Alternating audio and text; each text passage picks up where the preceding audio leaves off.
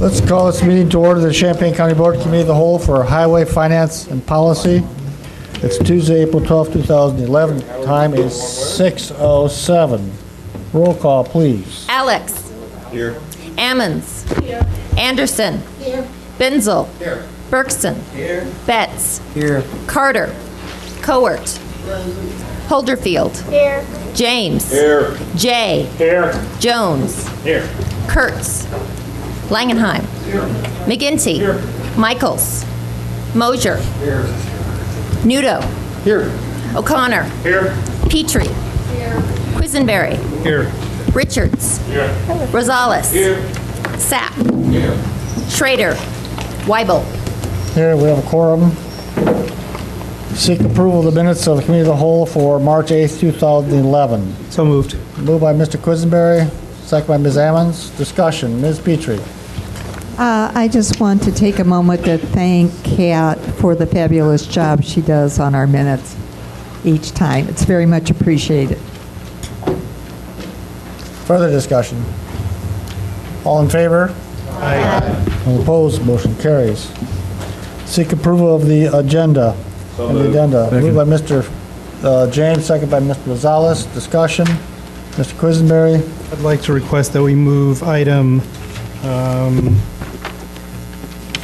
9B2 to the top of the agenda. Okay, we can do that. Probably right after communications. What was that? Any more discussion?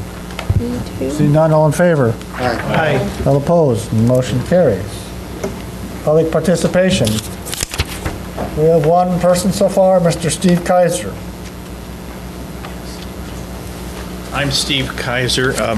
I addressed some time ago about the Olympian Drive, and I just wanted to briefly state that I have taken formal steps to have it all documented with the local archaeological survey, and as far as I can, input I've gotten from them, I'm the only person that's actually accidentally discovered this through the course of the report that I gave to you, and all of you took a glance at when I was here the last time.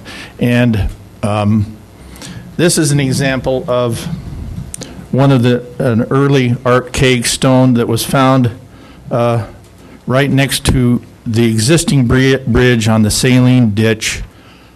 If you parked along the road and looked out your car window, that's how it was found. Did not even have to walk out and dig or do any of that kind of stuff. And so all of these things have been documented, and we've done, today we spent 3 hours doing a very careful verbal description of all of the sites and their locations and a close approximation of their measurements. And the reason I'm here is because several of those places conflict with the purple route or the green route. I'm not sure why those colors were selected to describe the engineering thing, but that's just what I'm trying to tell you, that they have it in their hands, and I would hope that there would be a coordination between Springfield or the federal government or something, or Hanson Engineering, to do a good search before any kind of construction activity happens. And I would hope that they would have the proper machinery, as in a magnetometer or something, that will visually scan what is underground. Because walking on the ground like this is just the tip of the iceberg as far as I'm concerned out there. And the summary of the whole area is such that while it was inhabited by these people, the stream wandering through there was essentially a swamp, and whenever the swamp rose or fell as it flowed through, the stratigraphic areas on both sides, all the way up to Fort Harris Road and down to Lincoln Avenue, those are the places of all the 19 campsites are consistently right on the edge of where hunting and gathering would have taken place. I will end it. Thank you. This is an early archaic axe, stone axe, from about 6,000 years ago. I can pass it around if you want to look at it. Or I'll leave it up here. What? Yes. Take your time. That's one of many that have been documented. Yes. Might be something we could use in these meetings. Mr. Langheim, you're out of order. Do you have further discussion? No, I don't. Ms. Petrie? I move that we suspend the rules so we can ask some questions of the gentleman. There's second by Mr. Sapp. All in favor? Aye. All opposed? Motion carries. Ms. Petrie, go ahead. Thank you very much. Just so I understand, I have a couple of clarification questions. Are you explaining to us that you have prepared documents that you have given to the state archaeological group that does then go back into areas that have been identified to confirm or deny whether there are important aspects there that need to be considered and remediated? Yes. By the Office Committee on Stadium Drive, they have photographs of all of the documents that I had photographs that I presented to you in the ring binder, and we have separated them into the campsites at 90% accuracy. And we also did a verbal description of each stratigraphic spot on the west side and on the east side of the saline ditch, all the way up to Fort Harris Road and clear down to where Lincoln Avenue makes its current bend to the east, right where the transfer station is. Okay. So they have that all documented. And a follow-up question, did they give you any indication as to a timeline for their procedure to do their checking? They're in the dark. Nothing. I mean, they have not gotten any communication from any government agency that would be involved in such a process. I could be wrong, but I mean, they just informally, the one archaeological agent that I worked with today in describing things said they had nothing in their hands. I'm not surprised by that. I'm familiar with some of the people who work for that, the now called the Archaeological Survey, formerly called ITARP. You know, they're not going to be informed of something that this whole process is not even started yet. There's no intergovernmental agreement. So technically on paper, this project has not started. Once this project starts, then the process would start where they would be informed and they would probably participate and become part of the schedule. Mm-hmm. Mr. Nudo. Yes, I wonder if Mr. Blue would respond to any of the things that this gentleman's brought up. Why don't we wait until we actually discuss it on the during the? Well, we're in suspension right now, so well, the guy is here. Let's have a question. Well, you asked Mr. Blue a comment. That's different from having questions. Mr. Blue, do you have any comments for this gentleman? My understanding, this is Microphone. What's that? Microphone. From my understanding, these artifacts were found along the actual saline branch, which our current Olympian Drive project stops before we ever get there. We're never crossing the actual saline branch. The only thing we're crossing on Lincoln Avenue is that small tributary of the saline, which is a ditch that was man-made. So as far as the current projects that we have IGAs before you on tonight, I don't believe we're affecting anything along where these artifacts were found. I could be wrong, but that's what I'm getting from what he has said. I'm not completely familiar with the exact route of the Lincoln and the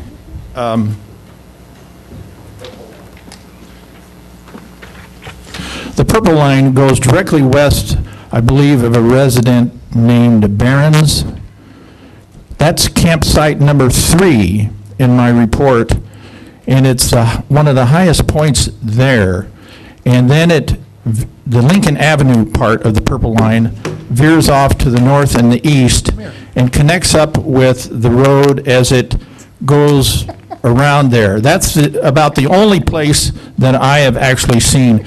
But the other part of the project, the Olympian project, goes through 3 campsites as it comes across just west of the saline ditch. As it goes between the 2 farms, I believe let me find it here. Between the Erlandson and the Farrell, there is a long 450-yard stratigraphic ridge running north and south. There are 3 places in there where there's a heavy concentration of Indian artifacts. And in the report, there are number 7, 8, and 9. I don't know if you still have that here. I don't know if you do or not, but that's 2 places. And then also, if the Olympian Drive part of the road goes across the saline ditch and then comes across and curves south just a little bit before it realigns with the existing Olympian Road, there is another campsite in there also on the very east side. Further That's all I can tell you. Further questions for the speaker? Okay, thank you. Is there further public participation? Seeing none, we'll close that. Let's go on to communications from the board. Ms. Petrie. Thank you very much. A constituent asked me to let the board know that on the 25th of April at the Champaign Public Library will be a public information meeting about wind energy, and this is being sponsored by Representative Jacobson, Prairie Rivers Network, and the Sierra Club. And then I'd also like to remind everybody that tomorrow at the I Hotel is the all-day conference on green structure maintenance. Thank you very much. Mr. McGinty. A quick announcement to remind folks about you've seen in the news recently about Health Alliance and the decision there by the state. I know that there's been a push through this area to express particularly to the state and our legislators concerns about that decision. And I know that on the websites for Senator Fredericks, Representative Jacobson, Representative Rose, there might be more, the opportunity to sign off on letters of support for continuing with Health Alliance. And so for those interested, those are areas where you can find more information. Are there other communications? Okay, seeing none, let's go on to our areas. The first item is going to be something from policy. So it's moved up, so Ms. Ammons.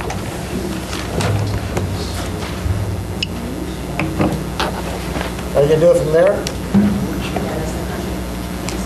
Ms. Ammons, why don't you want to come up, or do you want to do it from there? If you want to do it from there, go ahead. Thank you, Mr. James. All right, policy is presenting an item that's been moved to the front of the agenda. On your agenda is B2, which is a request from Countryside School for issuance of industrial revenue bonds. And I so move. Second by Mr. Betts. Is there any discussion on this item for the industrial revenue bonds? Ms. Petrie.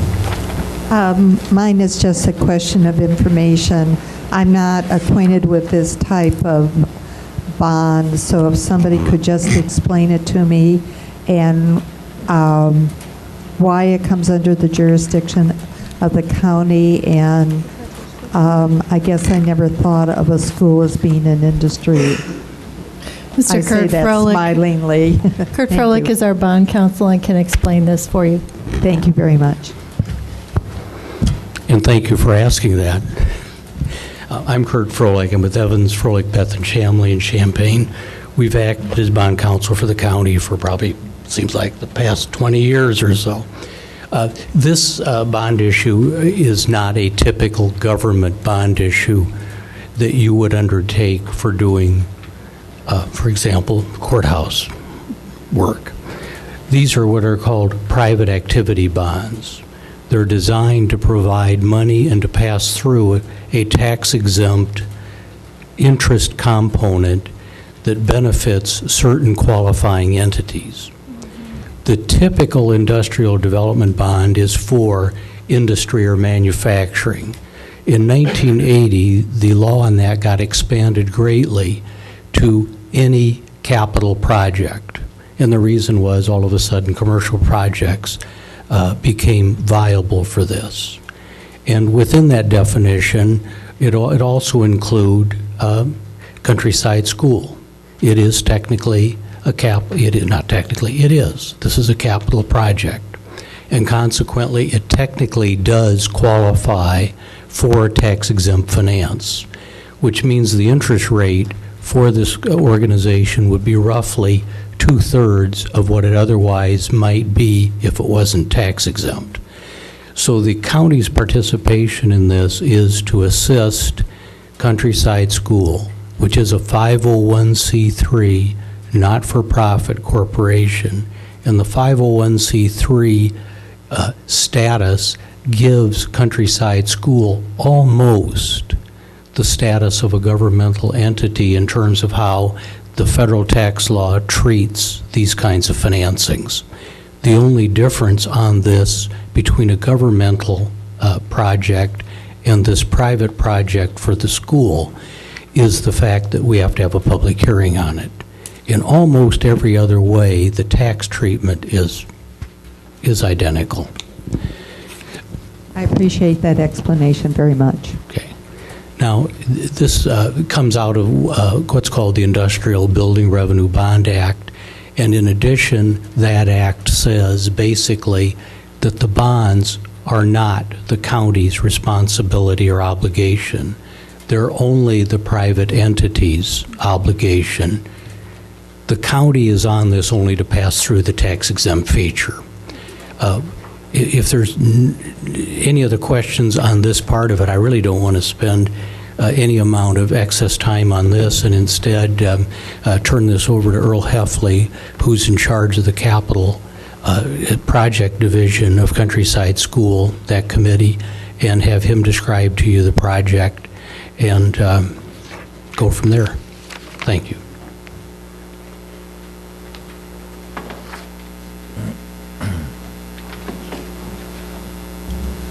Hello, my name is Earl Heffley. I'm on the Countryside School Board of Directors. I'm chair of the Capital Projects Committee and past president of the board, and I want to thank you for taking the time to hear our request.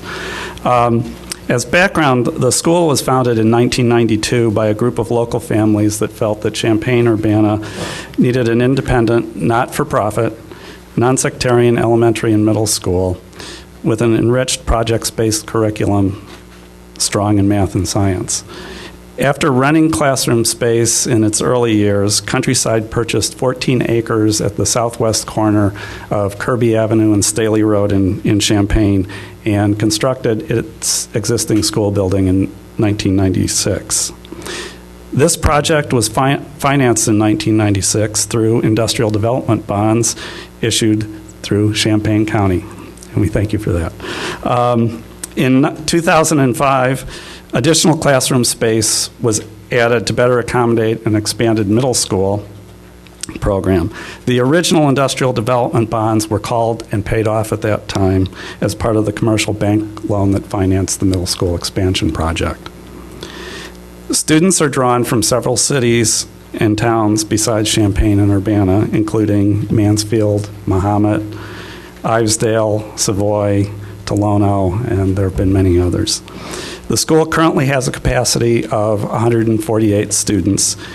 K through 5 is 88 students. Middle school is up to 60 students. So we're a small school. Each elementary class has 14 to 15 students per grade, and grades are combined such that kindergarten and first grade are together, second and third is together, fourth and fifth are together, each in dual classrooms, and each grade has its own teacher, so there are two teachers in each classroom. With these factors and with the elementary and middle school being combined, the school in the same building, our school is somewhat different from larger schools. The school's educational goals for students include experience the joy of learning, gain a deeper understanding of important concepts through innovative and challenging curriculum, be at ease with speaking, singing, acting, and performing before a group, and the student should learn to take his or her education and make it their own, and to manage time effectively. World languages taught are Spanish, Latin, and Chinese. PE, sports, music, art, and performance are important components of the curriculum. The current building project that we're proposing to do includes a full-size gym, performing arts stage, locker and changing rooms, storage areas, offices, and space for a kitchen. And I believe in the packet that was passed around, there's a floor plan. The school currently does not have a dedicated gym or stage. We have a multi-purpose room that's probably less than 1/2 of the size of the full-size gym that we are planning to build. And as a footnote, although it says high school-sized gym, it's building a high school-sized gym because that's what the Illinois Sports Athletic Association specifies is recommended for middle school. So we don't have any plans to build a high school, but we need a high school-sized gym to meet their recommendations. The overall cost of the project is $4.5 million. Construction contracts are $3.7 million of this amount. Architect's fees, legal fees, permits, equipment, and other costs bring the total up to the $4.5 million. We have to date raised $2 million in fundraising pledges from Countryside families and friends. Applying the $2 million in donations and $100,000 in available budget reserves to the $4.5 million total leaves us with a balance of $2.4 million needed for the project to go forward. Thus, we are requesting that the county consider approving the issuance of $2.4 million in industrial development bonds to assist with the financing of the project. Hickory Point Bank is committed to purchasing the bonds and thereby financing the project. Countryside School would then repay the bondholder, that is Hickory Point Bank, based upon a 20-year amortization schedule. In terms of public good, I think there are many. The building project would enhance Countryside's ability to deliver on its mission of joy in learning and excellence in education. Countryside School is often a deciding factor for families who desire an independent school education as they consider job relocation to and from the Champaign-Urbana area. The new gymnasium will provide space for hosting athletic tournaments for area schools and districts. The gymnasium, with adequate space around the side and end lines of its basketball court, unlike our existing multipurpose room, will be much safer for the students. The space offers the possibility of a new venue for community groups and organizations in need of a performance stage or gym facility. The additional curb cuts along Kirby Avenue will alleviate traffic congestion during the peak morning drop-off and afternoon pickup periods. And the project will benefit the residents of Champaign County by stimulating the local economy and creating both short and long-term jobs. Short-term, the project will create a sizable construction project through the middle of 2012, utilizing local contractors and vendors. Long-term, the school plans to hire additional staff to help maintain the new building. This project might also support expansion of the school and the hiring of additional teachers and staff if sometime down the road there's overwhelming demand for additional student spaces in K through 8. Can I just interrupt and ask if the board members have questions at this point, if they can pose those questions?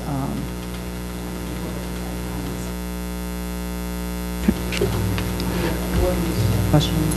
Mr. Rosales? Is this part of any unified school system, like Unit 4 or Unit 116, or is this an accredited school? And I would like to ask about the requirements of students attending that school. It's an independent school. It's not a member of any of the local school districts. We are an accredited school. We're accredited through Isaacs and through the National Association of Independent Schools. We undergo a rigorous accreditation review that's on a 7-year cycle that examines the curriculum, the performance of the students. There's, as probably most schools and even universities that go through this process, there's a self-study process, there's a long report, there's an accreditation team that evaluates that, there's an accreditation team that comes and visits the school and then issues a report. The school responds to that, and it goes on in a continuing 7-year cycle. We also do standardized testing of the students. How are the students selected, and is there an entry exam or a certain level of economic standards? I mean, could anybody apply and get accepted and attend, or do you have to have a certain income to attend, or I'm not quite sure. We have an open admissions process. There are tuition and fees for attending the school. Admissions is blind in terms of ability to pay. We do offer financial assistance to students that is funded through a combination of income from our modest endowment and from other school funds. So those decisions are made independently. So anyone is willing to apply. If anyone would like to visit the school, we'd be more than happy to receive you and show you around. Thank you. Sure.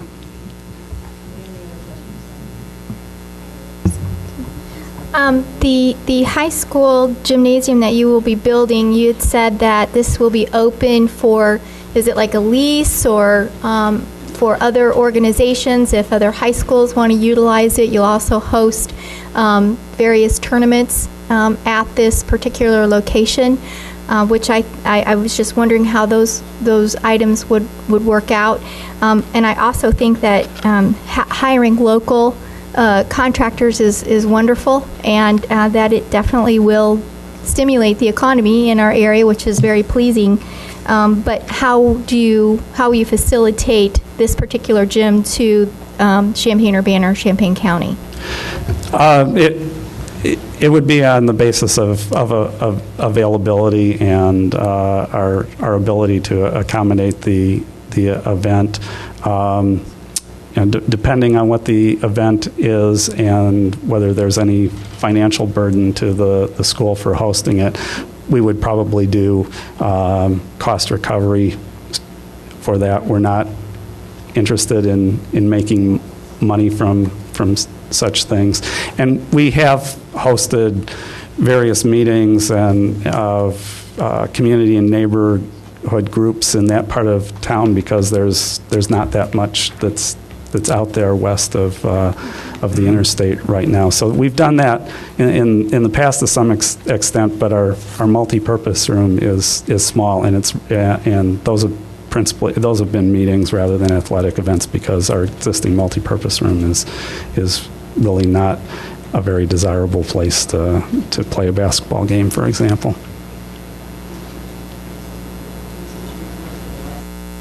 Petrie on this? Okay, well, Mr. Quisenberry will take them. My question is on a similar vein to Mr. Rosales' question, because there's a question of whether this is for the public good. I'd be curious if you can tell us how many students by percentage are attending free of tuition or by supported tuition? We allocate about 5% of our budget to supporting tuition routinely. It's varied, and there's a range that it depends on the application pool and the need for financial aid assistance in a given year. So can you give us roughly the number of students that can attend there unbarred by their ability to pay? Kathy, how many do we have that are on? I'm sorry, I didn't hear the question. Kathy's How our many head, students so- are attending not based on their ability to pay? Tuition assistance? Yep. 10 to 15. 10 to 15? All right, thank you.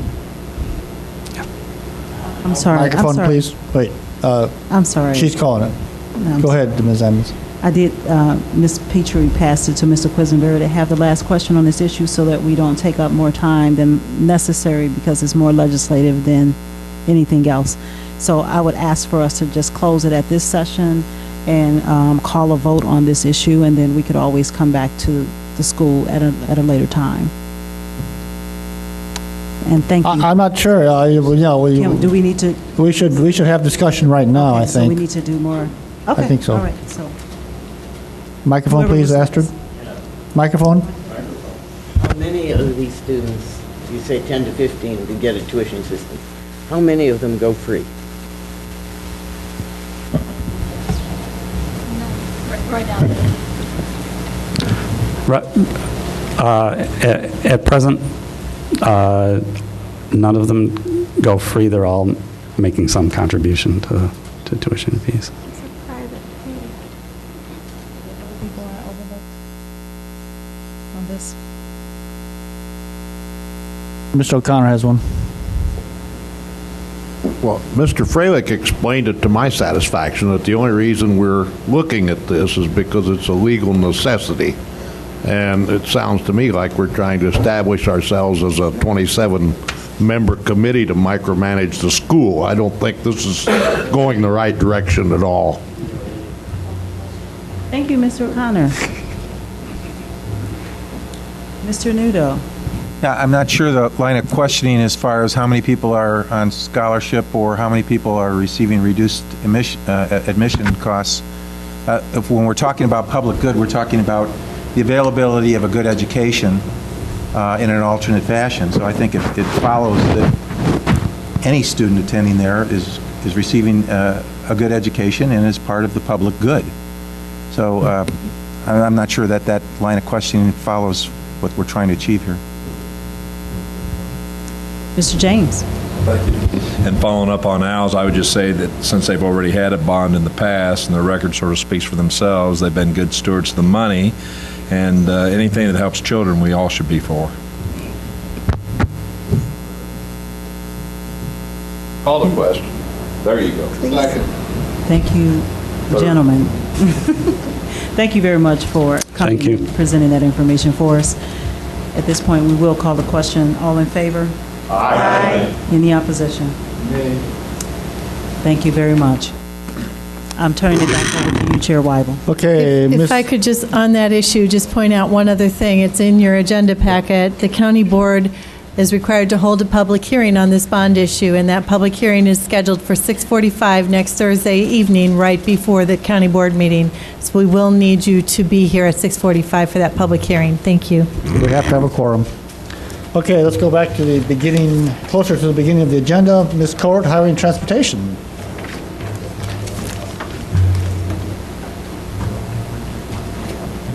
We needed 6:45 or 5:45. We wouldn't have a meeting. I'm just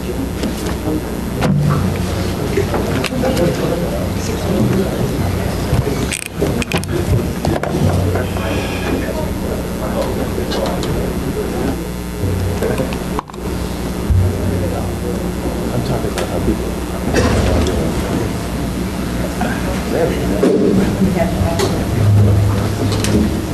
Good evening. The Highway and Transportation. First order of business is the monthly report for the county and township motor fuel tax claim for March 2011.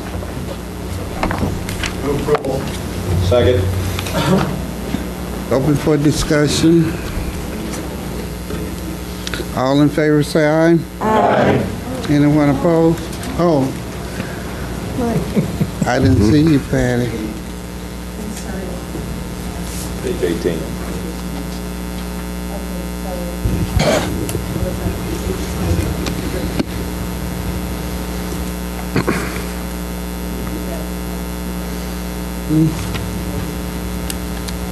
Okay, all in favor say aye. Aye. Anyone opposed? We'll now hear from our county engineer. Okay, first item, resolution appropriating county motor fuel tax funds for county road maintenance for January 1st through December 31st of 2011. There's a resolution as well as a estimate of maintenance costs in your packet. This is our yearly resolution, only an estimate that we have to provide to IDOT on basically the materials and day labor and maintenance operations and how much motor fuel tax funds we estimate that we will expend during the 2011 maintenance of the county roads. Move to approve. Second. It's open for discussion. Patty? Now I'm on the right page. My questions pertain to page 21. I have two questions. They're information questions. These are estimates in your past experience when you've done these yearly estimates. How close have these been on target, or what is the range percentage of going over or under on the estimate? We can't go over, so we could only be under based on what. So this is capped. Yeah, this is a cap. I see. I didn't understand that. Okay. Sure is. And then my second question, it says contract 202,500. Is that contract with somebody, with some entity specifically, or is that just general right now? That is just general contract. I mean, it's nothing that we've contracted with anybody to date. You got $694,000, and you'll see some of that in there is like centerline striping. We don't do our own striping, so we have to contract with somebody. Actually, that's why this is at your meeting right now, because we need to have the bid for the centerline striping, and until we send an estimate to IDOT, they won't even allow us to have bids for the items that are on here. So the majority of that contracting is centerline striping of the roadways. Okay. Thank you for all those clarifications. You bet. Al? Yeah, on page 19, I see Mr. Hooton's attesting. On page 20, I see Mr. Mark Sheldon. I don't think he's our clerk any longer. Is that just a typo? It'll be corrected by the time it's with the board agenda. Thank you.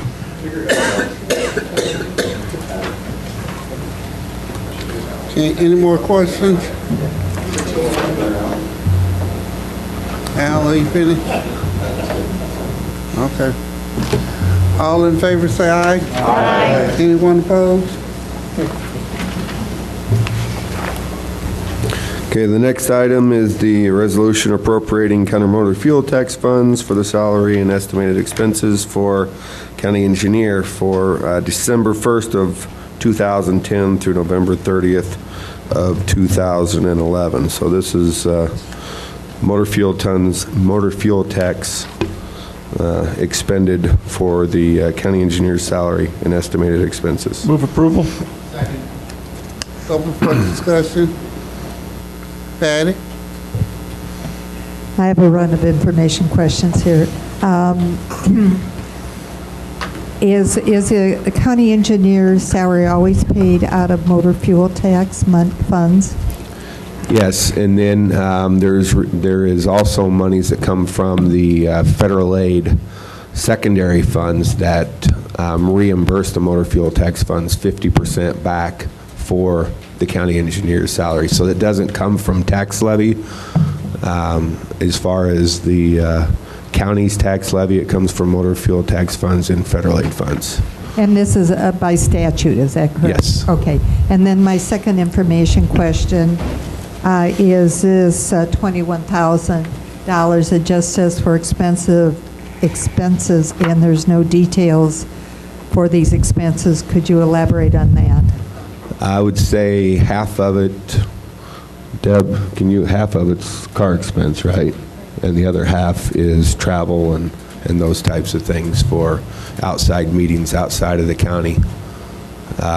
Specifically in my contract, the county pays X number of dollars. I don't have a county vehicle, so the county pays me to drive my own vehicle, and I pay for all my gas, my insurance, all that kind of stuff, instead of driving a county vehicle and having to deal with it through that means.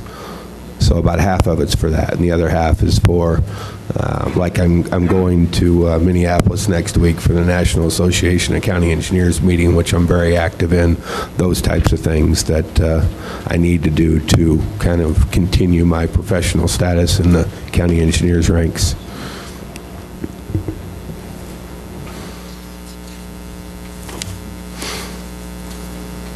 Any more discussion? Carol? Yes, ma'am. I believe I'm just a little bit confused by the resolution itself.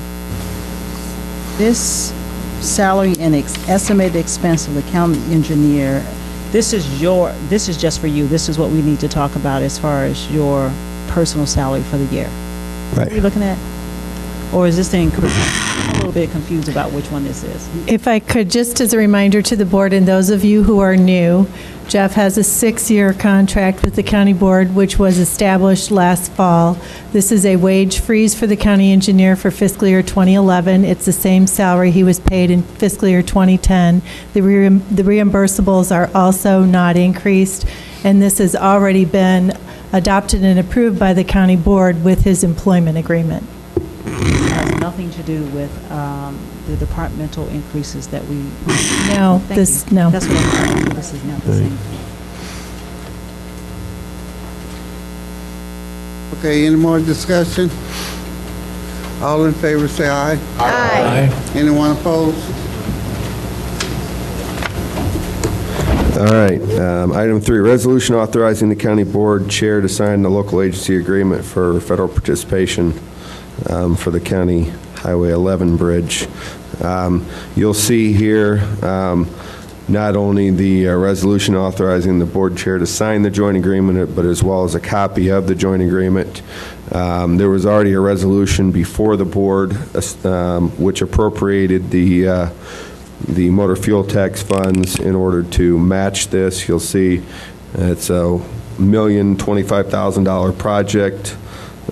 This joint agreement basically will be receiving $820,000 from the state, actually through the state from the feds for this project. And this is just a resolution authorizing the chair to sign the agreement. Move to approve.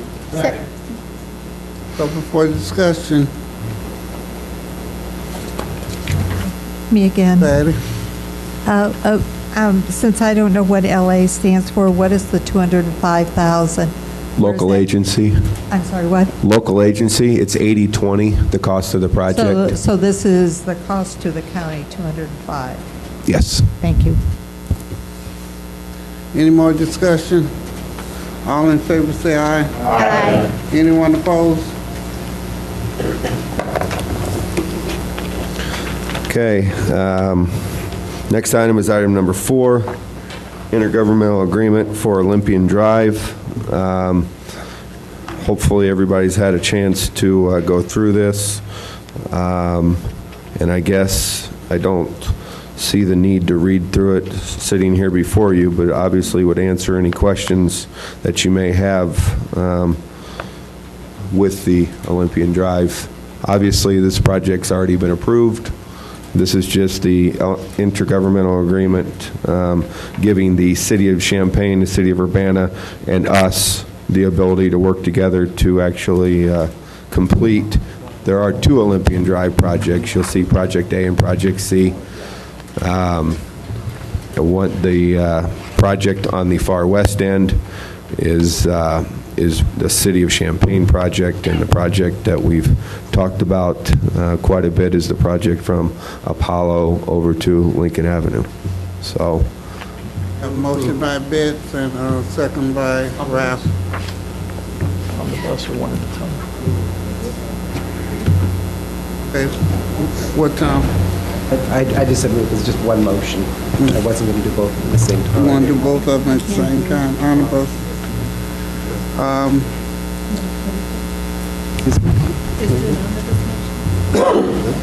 No, shouldn't. I was doing one motion at a time. Okay. Okay. You approved and you second. It's open for discussion. Tom Beck. The question I have is, has the City of Urbana approved it in the form that we have it in our packet? Yes, they actually wrote the Olympian Drive IGA, and we wrote the Lincoln Avenue IGA and passed them back and forth. And we're talking about the one that's marked draft right now? Yes. Okay. Yep. The Olympian Drive one was actually drafted by the City of Urbana, has been looked at and approved by the State's Attorney's Office as far as its form. No issues there as far as I know. May I have a follow-up? At our caucus, I know Mr. McGinty raised an issue, and I think it's, if he wants to raise it now, I'll raise it unless you want to go for it. The question I have is, this is whereas Olympia Drive between Cunningham Avenue, US 45, page 30, and Duncan Road will provide a necessary major east-west transportation link across the north side of the community. That's the language. I'm a little concerned about that. Extra. Same thing. Okay, Al. Thank you, Madam Chair. Yeah, same question. I think that should be amended in terms of accurately portraying what this draft is all about. I move that that paragraph be deleted from the draft. Second. Second, Lou. Got a motion on the Madam floor. Chair, I have an additional comment on another portion of it, but let's vote on this, Tom's motion. Okay, got a motion on the floor. You want to speak to it? Yes. Specific to the amendment, as has been discussed ad nauseum over time, we have talked about whether people are generally okay or not with the concept of Route 45 being in the equation or not, essentially, Jeff. I don't think that, I'll just speak for me personally, I don't believe that having 45 in any planning documents is an issue at all. But in this intergovernmental, I think that we made very clear as a county board that we are interested in only talking about Lincoln Avenue, about from its current terminus on Olympian near Apollo to Lincoln only and connecting Lincoln. And so it's my belief that this IGA should reflect only that. May I speak to my motion? I know the reason I addressed this, Brendan did raise it up in our caucus, and I know other people had the concern. I actually think probably long-term it's a good idea to do it to 45, but we had a long, drawn-out battle over all sorts of these issues. And what I don't want to see is 10 years from now when people decide, gee, I think it is time to go to Route 45, and then them come back and say, the county board intended to do that, look at this document. I don't want it being used for that purpose. Let that board 10 or 15 years from now, when I'm off, let them have that fight all over again without resorting to this. I can pretty much tell you that this was a cut and paste from an IGA when it was supposed to, when they were talking about it going all the way across. So I don't think, unless I'm wrong, that the city of Urbana is going to have any great issue with that phrase being deleted. Okay, got Michael, then Ralph, Carol, and Christopher. Michael? Me, I didn't have my hand up. I don't have anything to say on the subject. You didn't have your hand Scratching his ears. I'll try to twitch less. up? Okay, Ralph and Carol. I second the motion to delete this because it isn't part of the action to being taken at this time. On the other hand, I do not believe that inclusion of it obligates us in any way. I think it's a tempest in a teapot. If we get it out of there, we'll probably have less fussing right now, which is probably a good idea. Okay, Carol, Christopher. You're fast. Okay, Christopher. Jeff, what's the procedure here if we do want, if this motion to delete that is successful? I assume we have to go back to the city and the cities and ensure that they're okay with deleting this? Point of information, we're the first ones to look at it, so we can make any change. We are the first ones to look at it. Oh, so the city wrote it. You are the first one to bring it before a formal body. Thank you. Not the first one to look at it. Thank you. Okay, so I guess a follow-up then, this has not, or we are the first to see this has not already been approved by the cities of Urbana and city of Champaign? Mike, this hasn't been approved, right? Talked about. Okay. Thank you. Okay, Bensel. My question is on the paragraph regarding funding. So do we want to deal with the motion on the floor before we talk about the funding side? Mm-hmm. Okay. Patty? Sorry. I watched the Urbana City Council meeting last night. All of this was discussed at that meeting, and Bill Gray mentioned toward the end of that discussion that there's really no question in their minds that they're going to 45, and so it's really important for us to get this one whereas out of here right now.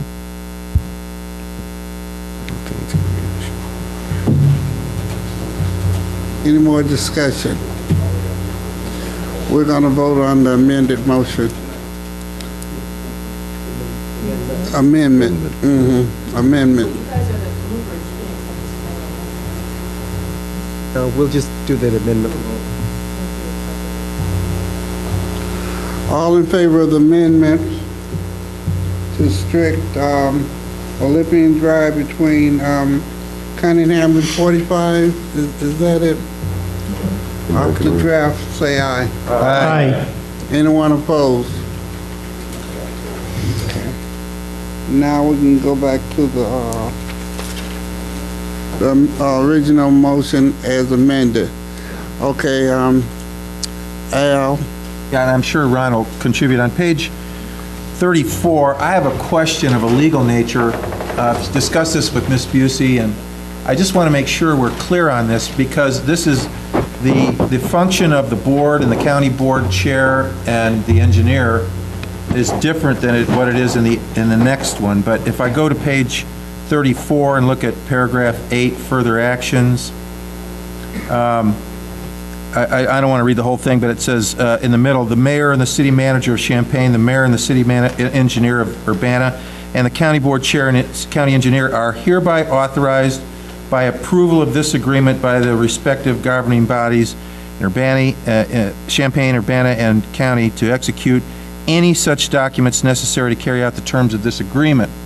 Then if you go over to page 35 under funding, about the middle of that page, middle of that paragraph, the balance of funding for the approximately 16.5 projects A and C will come from federal surface transportation, the urban STPU funding in the amount of $2.5 million. If the $16.5 million from the Illinois Jobs Now capital bill, the Illinois Commerce Commission, and the STPU is not sufficient to complete the design land acquisition and construction for the projects A and C.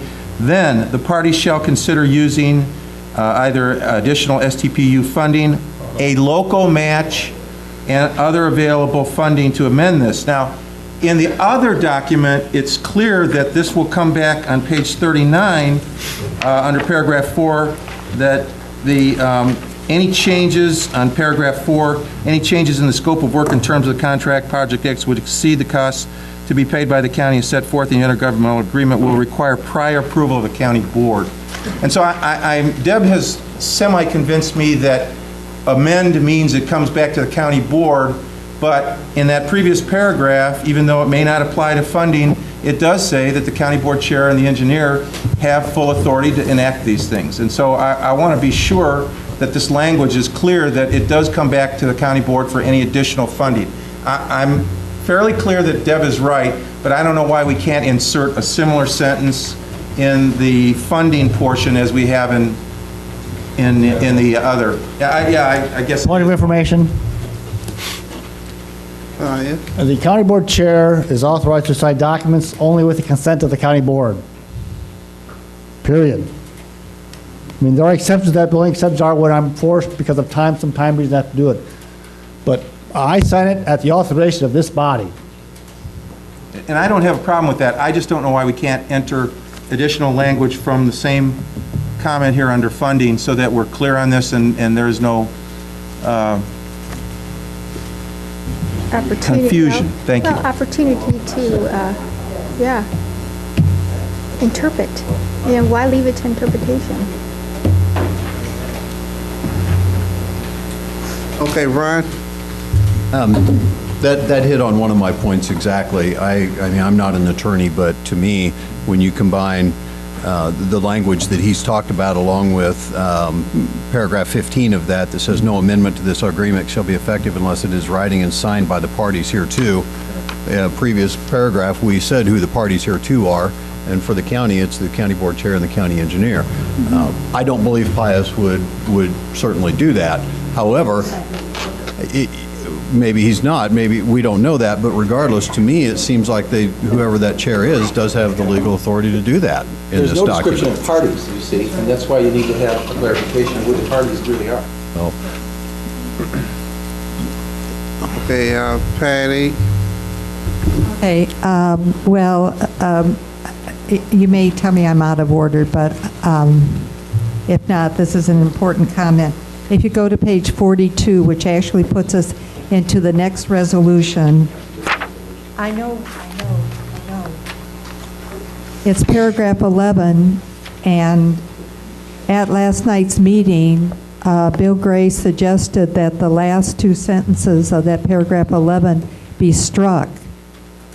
Now, that folds into this conversation we're presently having, so I just mention that now before we get to the next resolution.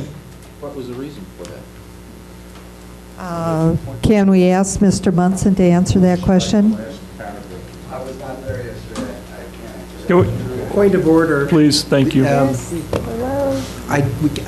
on one, we haven't had passed an amendment, we have a motion on the floor regarding the first agreement, and we're talking about the second one. Okay. Sorry about that. The chair has to rule on the point. Okay, can you answer? Well, if it's simply, and maybe it is, inserting that language that says any increase in local cost shall be caused for an amendment to this agreement into paragraph 11, I think that's not going to be an issue. What we don't want to have is everything that an engineer changes and every minute detail and change in cost. Let's say we're out on the project and the cost goes up some X amount of dollars and there's a change order. We don't want everything to have to come back to the board, obviously. If there's a increase in the local cost share, obviously it's got to come back to the board because we've got to go ahead and pass a resolution authorizing the expenditures of those funds. But you guys really don't want to be involved in every step of this thing, signing everything that has to go before Pius or the county board chair and myself. I guess the intent is that if there's an increase in total funds out of the pocket of the county, that we would want this to come back to the county board. Other than that, you guys need to do what you need to do, and we need to do what we need to do, I guess. Okay, Steve, then Carol, and then Ron, and Al. Thanks, Wayne. I was just wondering if it wouldn't suffice to stick a disclaimer in there, not to exceed $1.1 million for the county share, and be done with it. That way we'd have some insurance. There is no county share in the Olympian Drive project. Right now, there's $0 coming from the county in the Olympian Drive project. This says we're going to pay $1.12 million. You're already some on to kind of Lincoln balance. Avenue. We need to stick with Olympian Drive, because that's what we're talking about. Olympian Drive, there's no local share whatsoever right now in that project. Okay, Ron? Oh, okay. Okay. Well, and Jeff touched on, I mean, my primary topic on this too. I mean, the language is a concern for me, but you said it exactly right. Any cost to the county on this is going to be an increase on the local cost share because our portion was zero. Yeah. And you know, I'm thinking back to days back when I first came on the board and we were dealing with the money issues that had been handed to us from many, many years before that even. You know, we're signing potentially an open-ended contract here almost, saying that we're going to share in the cost of these things. So, you know, I'm just so uncomfortable with that. It's, you know, it just continues to lead us into it. What happens when we get into this project, and I've seen it over and over again in my time on this board, you know, we get there and then it says we're too far in to go back out now, so now we got to pay it. So I'm not supportive of this unless we have a zero cost share in this like we were told all along. Who's next? Okay, Al? Okay. I'm getting this very weird feeling that they're anticipating a heck of a lot more money needed, and that's why we're starting to see these changes take place, and this in the next resolution talking about pulling that 2.2 million out. I agree, Ron, completely. There seems to me that when this comes to shove, we sign this off, and then all of a sudden we're stuck with not 1.1 million, or maybe 1.5 million, or 1.7. Depending upon what happens, we're stuck. We need to have a guarantee that 1.1 million is it. That's what we vote for, and that's what we're going to pay. Period. Okay. I know we're on Olympia, but there's money involved here both. Okay, Astra, and then Tom. You left Tom. Thank you.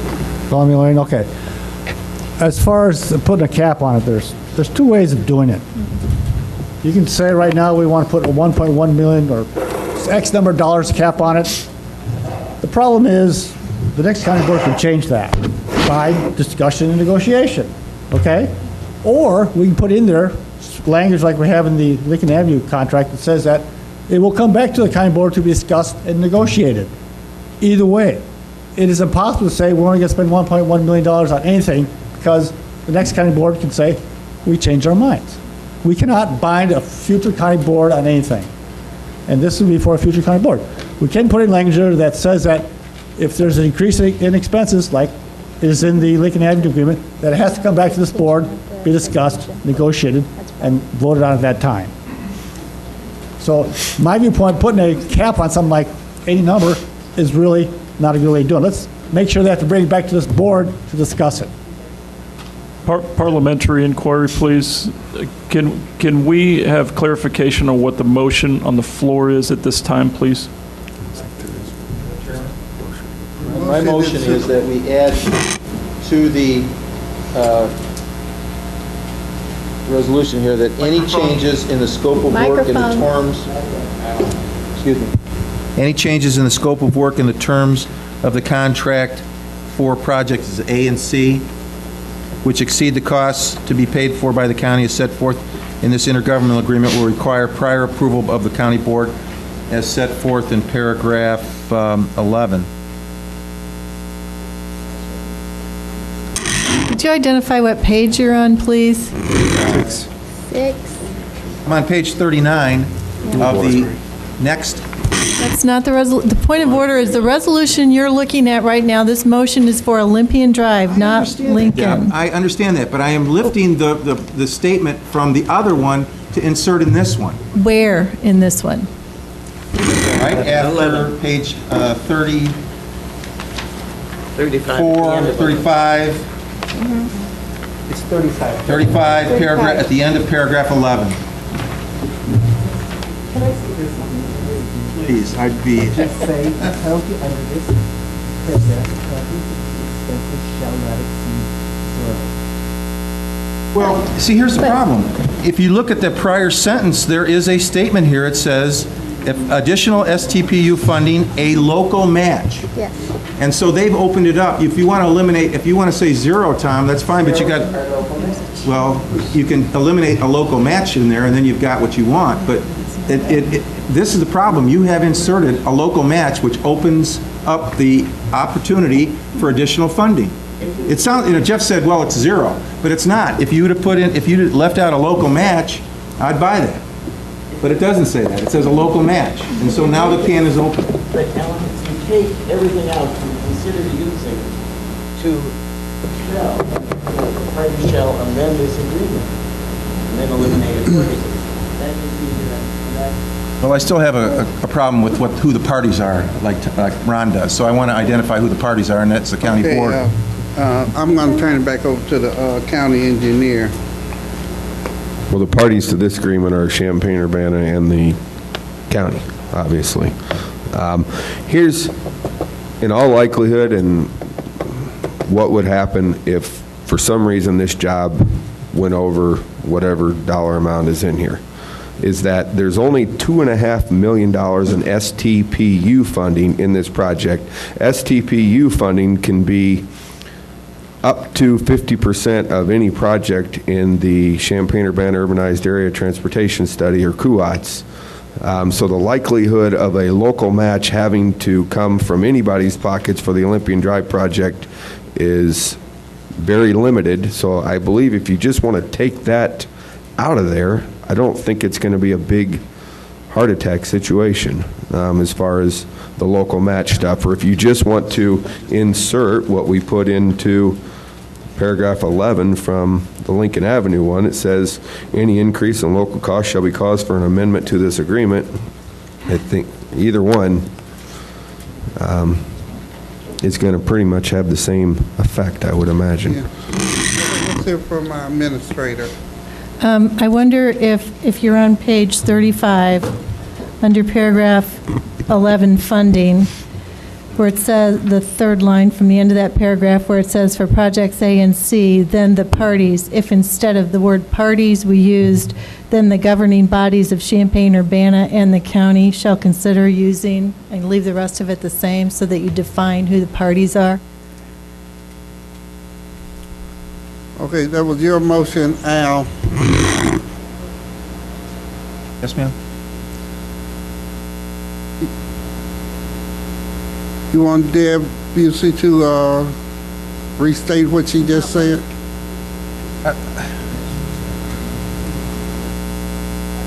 Here, third, over here. Call him Mr. Sapp. Let me think about this. Okay, Mr. Sapp. I got an idea. I'm going to vote on this regardless of what's put in the language, but it's a legal document. And we have stated here what our opinion is, and although we may have some attorneys, and we're talking about cutting and pasting out of one document into another document that may, because I'm not a lawyer, conflict with something else in that document. We should instruct our attorney, this was created by someone, but we should instruct our attorney that we want this document full proof that we have 0 match within this document before we even vote on it. Right. That's my opinion. It should be done by an attorney. Okay, Stephanie? Finally? Move to defer. Send it to the committee to resolve it. If this is going to be acted on. My concept was move to defer to full board where we can see that sort of modification. Right. From the attorney. May I explain further? I think we're going to have this exact problem on both documents. It would be my opinion that the most efficient way of handling this evening would be to collect those comments, make those modifications, come back to full board after the attorney has wordsmithed it to everyone's satisfaction. So no action tonight, but to discuss it and defer both to full board. That would be my intended motion. I'll second it for purpose of discussion. We're going to defer. Okay, then, open for discussion. Stephanie? Thank you. I agree 100% with Brendan, because if you leave anything to interpretation, I don't care if you cannot give an inch on any of these documents. I agree with Larry. I think that we have to make sure, and even for the future board, it's all about the intention of what this resolution means. And that's what will be cited. So we have to make sure that we have everything wordsmithed correctly so that there's no margin of error that our intention will be misinterpreted. So I think that we need to take a step back and make sure that this document is worded the way that we feel that it's important to be worded, so that our intention is clear from now on and to the future. Thank you. Madam Chair, point of order. Point of order. There's a motion to defer on the floor, but the motion that was actually on the floor was an amendment.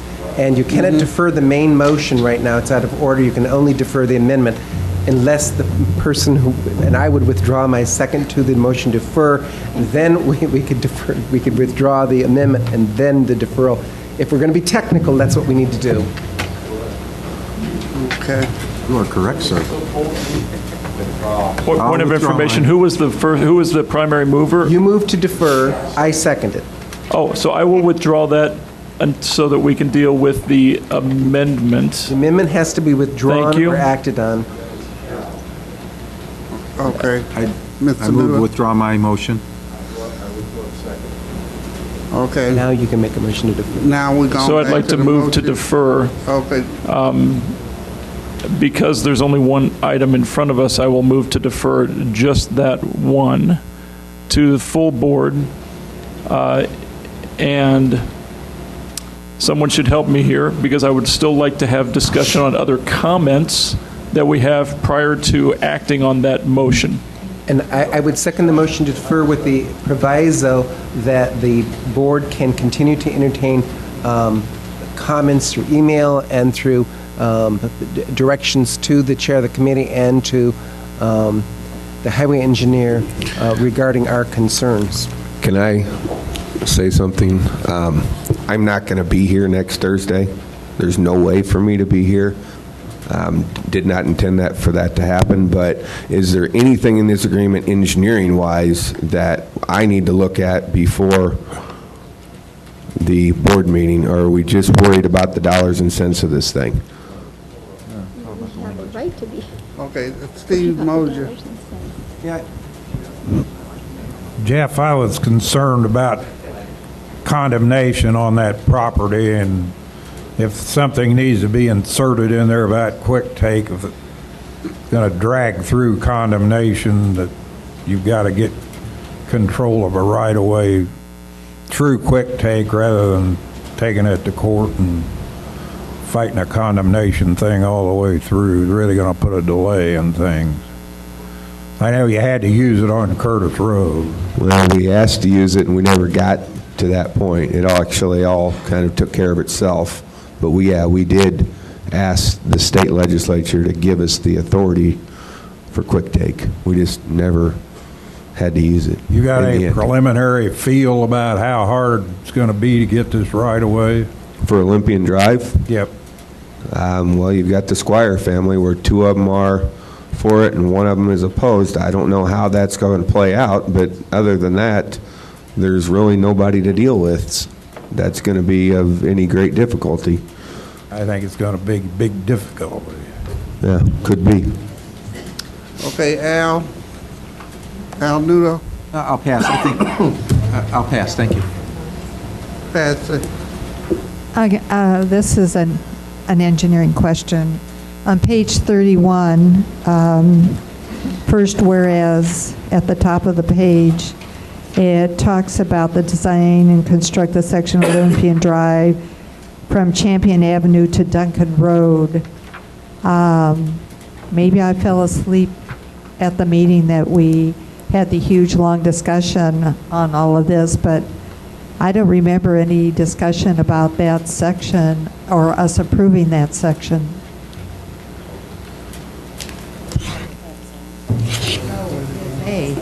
A. And I don't think, did we approve A? Yeah, definitely. Okay. And C has never been of any controversy. That was in the document to always go over to Duncan Avenue. There's going through one or two property owners that aren't objectionable to it. It was just kind of, it was in the Illinois Jobs Now that both of those projects would get a piece of that money in order to be constructed.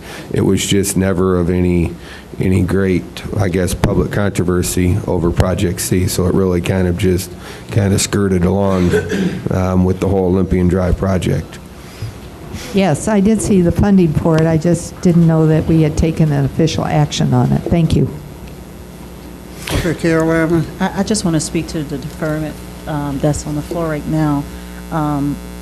I'm concerned that if we move it to the April 21st board meeting without A, you there, and B, without any real time between now and then to understand the changes, then we're going to find ourselves in an equally disastrous position. So I would recommend to Mr. McGinty, if we could move it back to the committee of the whole so that we could really have adequate time to address this issue. If I may, I would find that acceptable if we're not under a time constraint that I'm not aware of.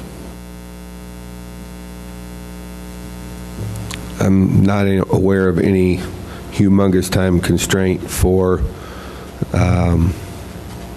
Lincoln Avenue, although for Olympian Drive, we're pushing it. So, and we're talking. It means the longer we wait, the tighter it's going to get on us. I mean, Lincoln Avenue's out in 2015, Olympian Drive's in 2013. So we're really starting to push the envelope on backing up of that timeline on Olympian Drive. When we, if I may, when we discussed before, when we had all the prior discussion, we were talking about 18 months, and that was last 2 months. Say that again. We had talked about 18 months being the things turning into a pumpkin at that point. Now it has to happen. I'm not sure I understand why. I guess I'm not prepared to exactly answer that question at this time because I didn't know it was going to come up. But I understand. Yeah, I mean, I've got a 5-foot drawer full of stuff. I could find it, but I can't pull it out of my brain at this particular instance. To let you know. Yes, I'd like to say I'd prefer to defer to the full county board meeting because, frankly, we're going to depend on our legal advice to make the language correct to reflect our will, and that does not preclude us from deferring it again if anybody runs into issues with that result to the next committee of the whole in May. So I don't see any problem with deferring, as Brendan has suggested it, with the understanding that if the legal language or there's additional engineering questions, we have the opportunity to defer again. Okay, Carol, and then Ron. I just wanted to follow up on the timeline, and I appreciate the committee of the whole structure for this reason, is that it's designed for us to get questions answered without us feeling that we have to decide here as a board, as if this is the county board meeting. This timeline issue, of course, we just got it for this particular committee of the whole, and I think some of the issues that have been brought up are real legal questions that really need to be addressed so that we're signing or authorizing a document that we'll be comfortable with in the coming time. So I don't think that we need to feel the whole pressure, we got to move right now kind of thing. really makes us do things that we probably shouldn't do.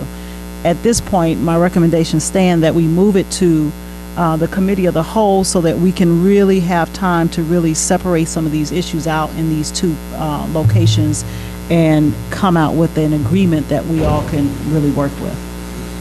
I think not us to sort it out. We have Well, attorney to. us, our staff, us, our attorney. Okay, Ron, then Tom. I have two questions. One, would it be, particularly if we're going to continue looking at having this back at full board next week, I'd suggest that perhaps myself and Mr. Nudo, Mr. Betts, and Mr. McGinney possibly meet with Mr. Blue very soon to discuss some of these issues so that we are at least on the same page what the concerns are when it goes to the state's attorney to review. Would you be open to that, Jeff? And I'm throwing this out there without obviously asking Tom or... Okay, but I don't think you can set up a committee, though. Well, we're not, we would not be, I mean, we wouldn't be in violation of any Open Meeting Act? Open Meetings Act. The lawyers certainly can play with language, but I think that there are more than language issues here. I think there are policy questions, and I think that only the board can deal with the policy questions. Mr. Mosier raised one of them, and that is the question of quick take versus regular in eminent domain.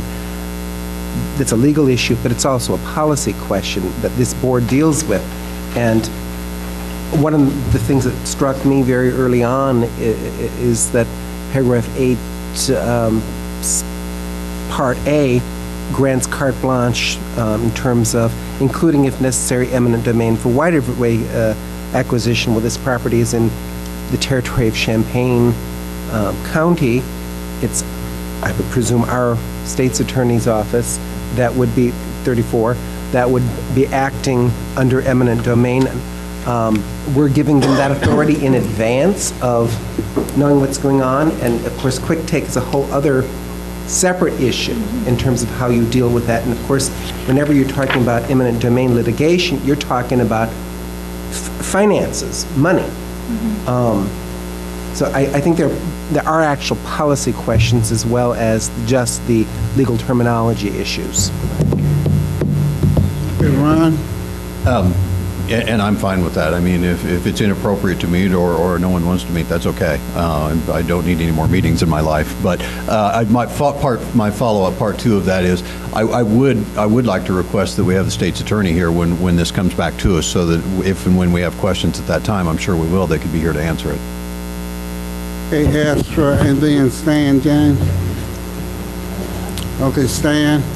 Well, since Carol got to plug Cal, I'm going to plug the standing committees. If we had a facilities committee that was looking over all this and discussing it one-on-one, Mr. Blue wouldn't have to sit here and hear 27 different ideas and comments and go back through it all and try to ascertain which is best and which is not.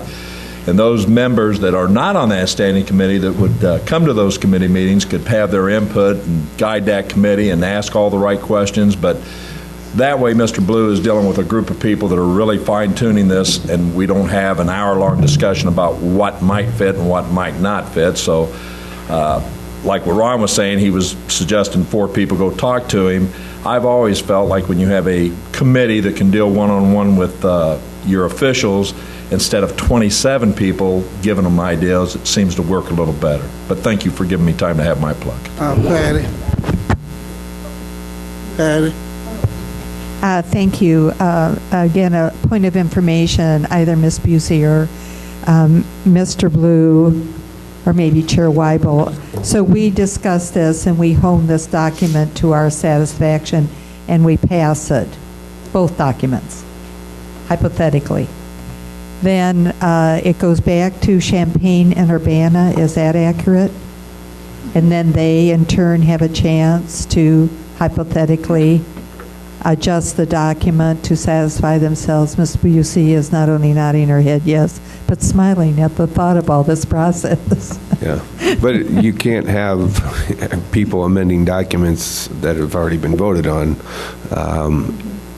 and you'd have to come back to you to be voted on again. So we need to get a document that everybody can vote on that doesn't have to be changed. before Okay, they go to that's what I wanted everything. to totally understand in this iterative process that we're going to be going through. Thank you very much. Yeah. Okay, Brandon. The motion on the floor is to defer this item, which is only regarding Olympian at this time. Regarding Carol's comment, I certainly understand the desire to wait. I am sensitive to the fact that the location study needs to start on Olympian. So I'm not going to amend my existing motion. I want to stick to us asking questions that need clarification specific to Olympian Drive issue now, that we can direct for legal opinion modification to this document to come back to us for review at full board, and I'd like to focus on that now. Are you referring to the full board meeting next week or? Okay.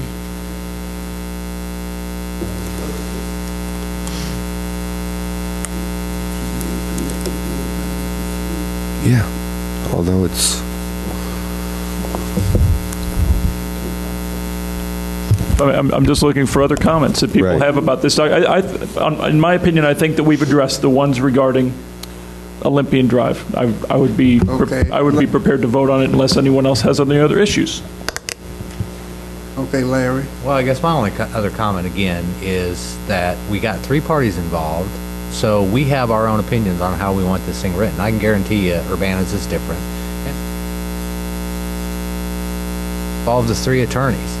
We pay legal people to make these documents to protect our interests. And if it means us making our document, sending it to them changing it and having to send it back to us, get the 3 attorneys together and say, here's our interest. My attorney, this is what I want. Your attorney do this and your attorney do that. And come back with a document that everybody can agree on, and then we'll vote. I'll vote no at that time, just like, hey. I mean, one point for you all to remember, the state's attorney has reviewed both of these documents and believed they were both fine to be submitted to you for consideration. So I understand you've raised an issue with paragraph 11 in the Olympian Drive resolution that is a concern, and you want to address that with the state's attorney for additional review. But the state's attorney, Steve Ziegler, has reviewed both of these documents and said they were fine to forward to you for consideration. Okay, Brandon. So it should be pretty quick work for him to verify whatever we just gave him. That's the only issue. Yep. But it's a policy issue, too. Okay. We got a motion to let our legal staff review this and look at paragraph 11 on both the documents. We're talking about just the first, Okay, the first one. That was the only thing that's on the floor at this time. what Mr. Betts is referring to the policy, so you're talking about paragraph 8 as well, Tom? Paragraph 8, yeah, under eminent domain. Okay. Who is to do the eminent domain, whether it's going to be county or city, who's going to foot the bill? Well, I can tell you that the state's attorney's office has said in no uncertain terms, they are not going to do the eminent domain. If it has to be done, it's going to be outside counsel, or it's going to be the city of Urbana doing it, because they don't have time, and they're not going to do it. Then we need to put that in writing, because outside counsel will cost us $50,000. That's why I'm raising, it's not just a policy question, it's a financial question.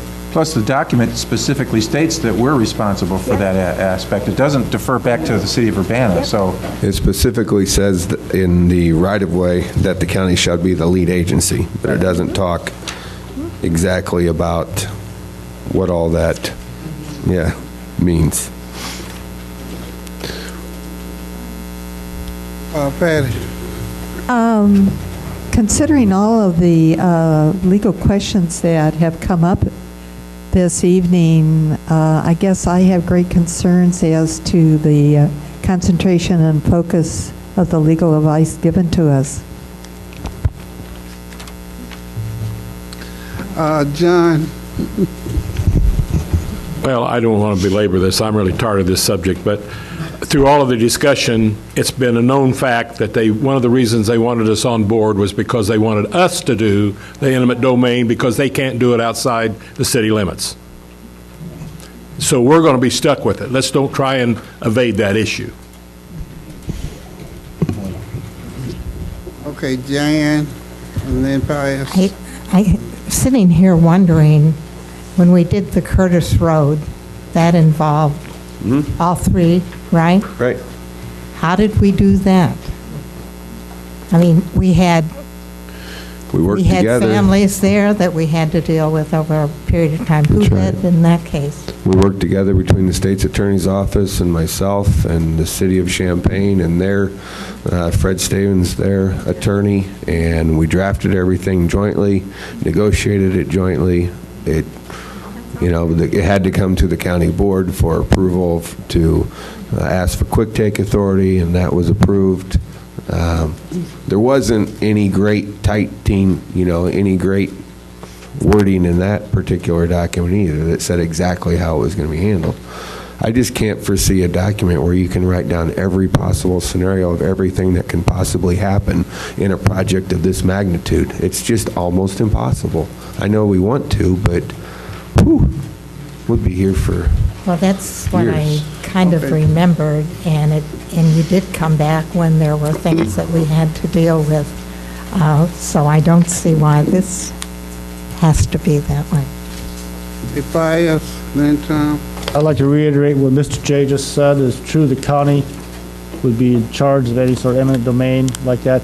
However, I have talked to a number of officials from Urbana. They said they would provide legal counsel to that, and that's where the money cost is, legal counsel.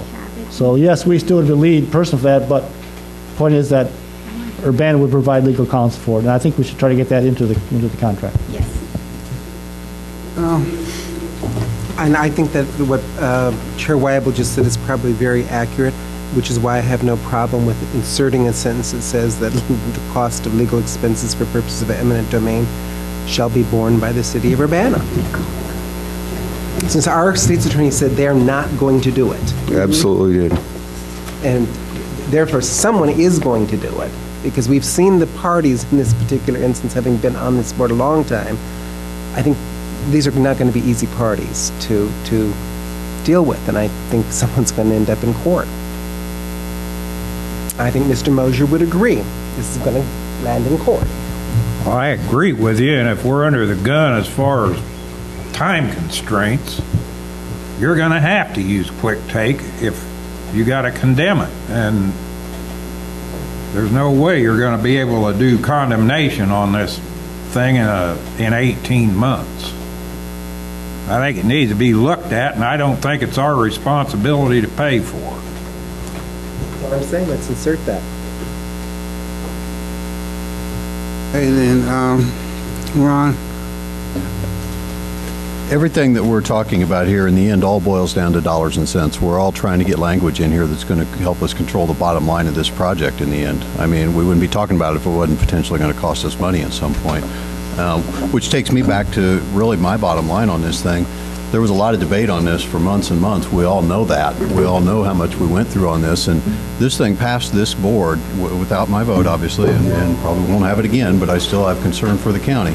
But it passed this board with the understanding that this portion of this project was going to cost the county $0, and I think that should be in here. We're not agreeing to any more local match on this thing. At least I wouldn't. So, if we have some language in here that says that the county's share of this project is $0, the rest of it, I mean, we do need to clean up the language, but it somewhat takes care of itself.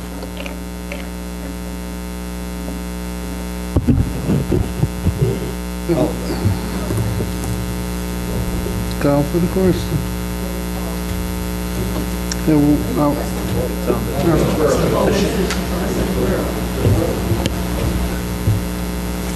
Okay, we'll vote on deferring it until legal counsel has time to evaluate the question of paragraph 11 and paragraph 8.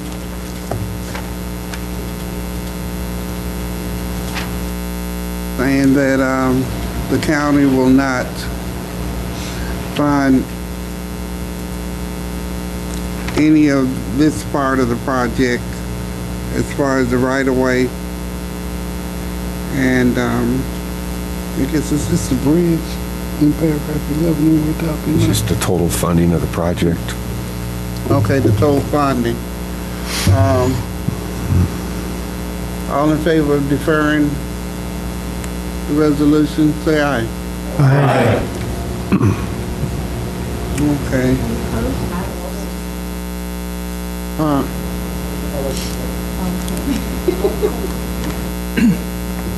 Oh. Anyone opposed? Yes. I'm Yes. opposed. Did you all want a roll call? But the ayes have it.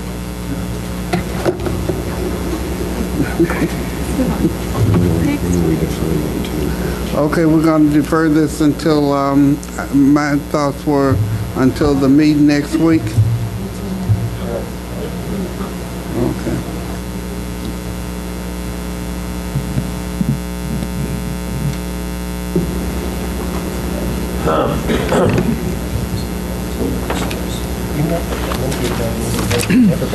Okay, so do we want to move on to the Lincoln Avenue one? Okay, we'll move on to E then, Lincoln Avenue intergovernmental agreement. Have a similar discussion about. Is there a motion? Move approval. Second. Okay, it's open for discussion now. James and then Patrick. Is there a motion? Yes. Yeah.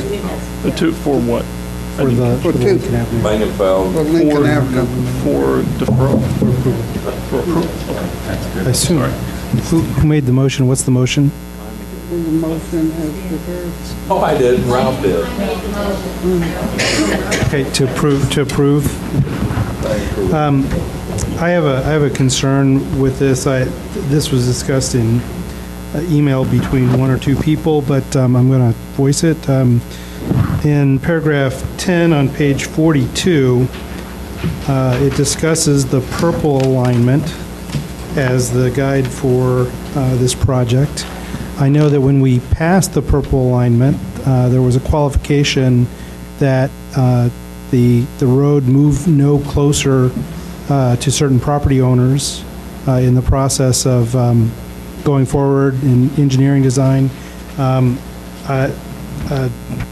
Chair Weibel indicated that in this intergovernmental agreement, we couldn't reiterate that that requirement, but since we are discussing the map in this intergovernmental agreement, it seems it might be appropriate to protect those property owners in the same way we did in our original motion.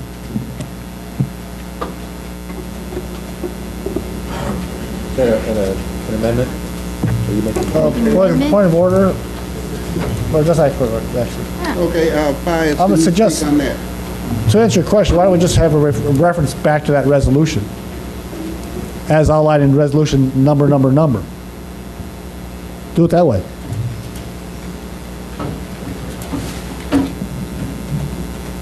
And then Two things. I agree with referring back to the resolution. There were parameters in there set forth that the board believes in that should be part of the record in an intergovernmental agreement. And I'm wondering if there is a rush on this issue at all. There doesn't seem to be the rush that there is on the Olympian issue. Therefore, I would move to defer this until the next committee of the whole involving the Highway Committee.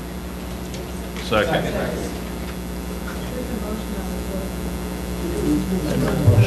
defer.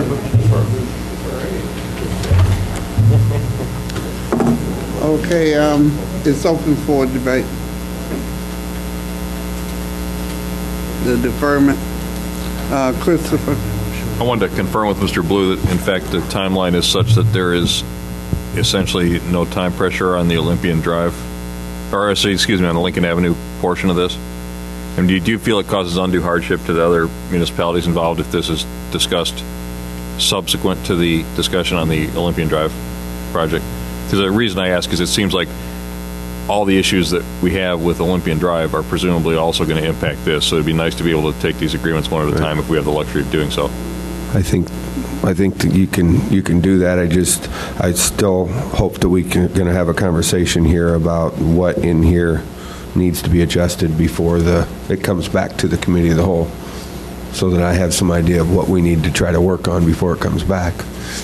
If I may detail in my motion, I would recommend this similar discussion, just like the previous motion. Okay, Patsy, then Al.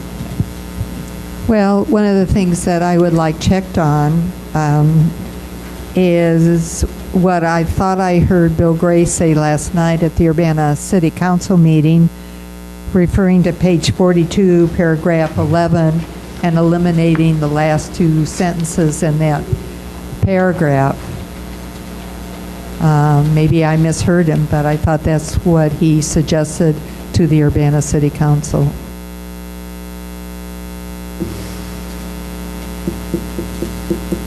Madam Chair? All I can tell you is these agreements were drafted between Bill and I and different attorneys and passed back and forth between he and I, and he never made any mention about paragraph 11 having any kind of issues with it during my conversations with him. So I think his comment at the Urbana City Council meeting was a result of the discussion that went on at that particular meeting. That's why I really urge us getting clarification on that before we leap too far ahead. Thank you. I don't think I care. I like Mr. Gray, but I don't care what he said at the meeting. We should decide what we want, not what we think somebody else wants. We should decide what we want, and hopefully we'll want something that we think they'll agree with. So, as far as what Mr. Gray may have said, since we don't really know what he said, I think that's irrelevant. Let's talk about what we want in here and what we don't want, and we think that's agreeable. We get Christopher, Al, and then Ron. Okay. I mean James, I'm sorry. It's all right. At the risk of commenting on what might just be hearsay, I'd like to state for the record that I would not be open to those lines being struck. So I wrote them, and I'm not either. So. Okay, Al. Thank you, Madam Chair. This is by far the better of the two written resolutions. Well, thanks, Al, because I actually wrote this one. I appreciate that. I was waiting for somebody to say that. So you do owe me a lunch on this one. But one question I had under paragraph 6, Jeff, the maximum 2 engineers provided by the county. Yes.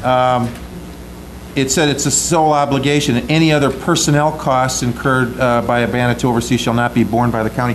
Do you anticipate any additional costs for the 2 engineers, or is this right within your domain of your regular staff doing it during regular hours? Yeah, this is our people working, just like we did on Windsor Avenue, like we did on Curtis Road. I mean, we have a couple of staff people out there helping to oversee the construction, doing the testing and the monitoring of the project. But what I don't want to have happen is, City of Urbana or the City of Champaign hires some outside engineering firm guy, because they don't have the time to do it and they try to bill 50% of that or so to us. So we're just kind of, that's something that that kind of happened and to some extent on a project where they brought in a bookkeeper to kind of do the books for the federal aid project. And I just wanted to clarify that our sole obligation was 2 engineers on the job. I just have no changes to this. This is a great document, Jeff. It's almost like the Constitution. Ron. James and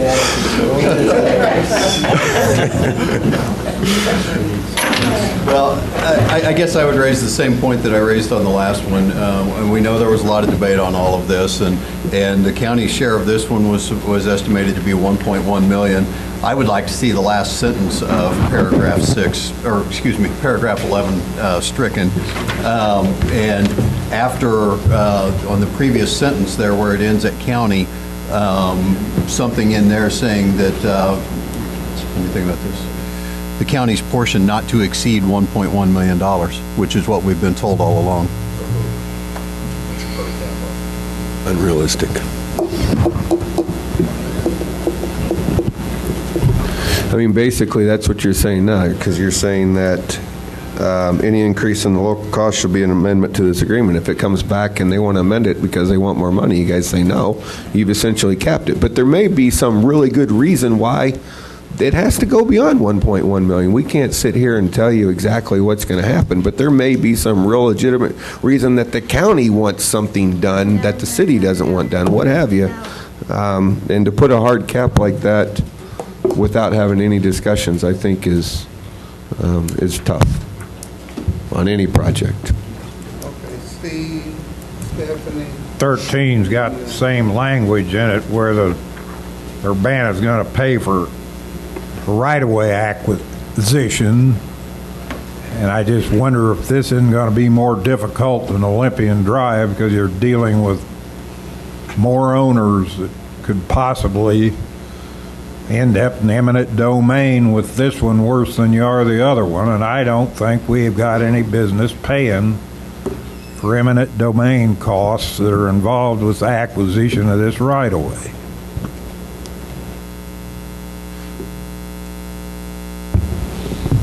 Is it my turn?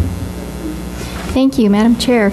I agree with the paragraph 10 that when we originally passed, are we then going to put in that wording that the Barron's property will have no less than, I believe it was 200 feet from the road? I think we do need clarification in here. That was one point. The other point is in paragraph 11, I absolutely believe wholeheartedly, because this is how we passed this Olympia Drive, was not to exceed $1.1 million.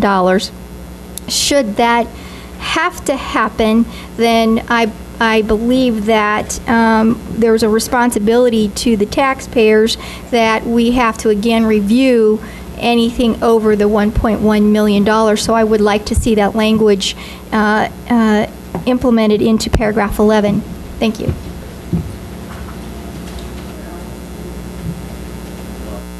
Ms. Hollifield just reiterated what I wanted to say. Did you call on me, Lori? Yeah. Okay, thank you. I thought maybe I was mistaken. There were a couple of Al's here. I agree. And from the beginning, the only number I can remember that we were responsible for was 1.1, right from the beginning. And now we're discussing perhaps that, well, something's going to happen where it might be more. But can you give me an explanation a little bit, Jeff, as to what contingency might happen? I have no idea. No idea? No. I can't, but I can, but whatever money is spent beyond $2.2 million causes an amendment to the agreement, which comes back to this board. It doesn't get signed by Mr. Weibel. It doesn't get signed by me. It comes directly back to you guys. And if you guys want to tell them, hey, no more money, then what happens to the project? That's up to you. What happens to the project? What about that? It stops right in the middle. You think Urbana's going to let this project stop? Hope they have the money. Okay, Carol, Ron. I just wanted to say that there is a motion on the floor for deferment on this issue, and this discussion is supposed to be on that motion. There's no deferment. The motion included identifying the legal problems that you, with this resolution, that you want communicated to legal staff. Ron. Well, and, again, this is probably for a future board to consider, I guess, but my point in this is I understand what you're saying. I understand what this says. It says that there would have to be an amendment agreed to, and it would have to come back to this board. I guess my intent in this is to put them on notice, for me at least personally, that 1.1 million is what we were told, and 1.1 million is what I would like to see it cost the county. I mean, to me, I think it gives some inference that, sure, whatever it is, we're there for you. And I just don't like the feel for that. Okay, John, and then Steve O'Connor. Well, I concur with Ron. I don't see any problem with us putting a cap on this at what we were told it was going to cost, and if in fact it costs more than that, then come back and ask us for the money. But we haven't indicated that we're willing to give you more money. if we don't do anything, they'll come back and say, well, we told you it might be a little more. I think we ought to cap it at what we think we can live with and go with it. Steve O'Connor?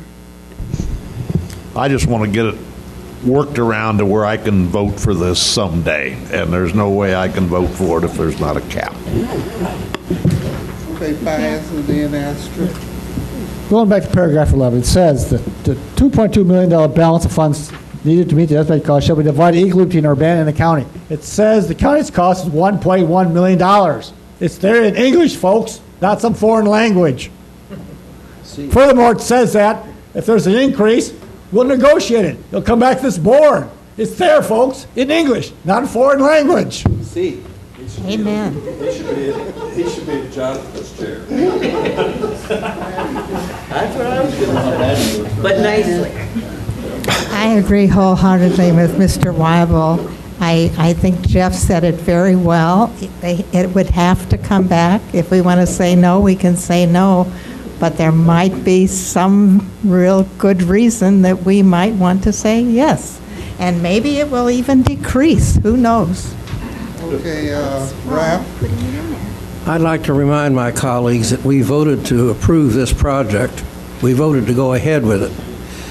I would also like to remind you that things that are in the contract and in the proposal are open to discussion.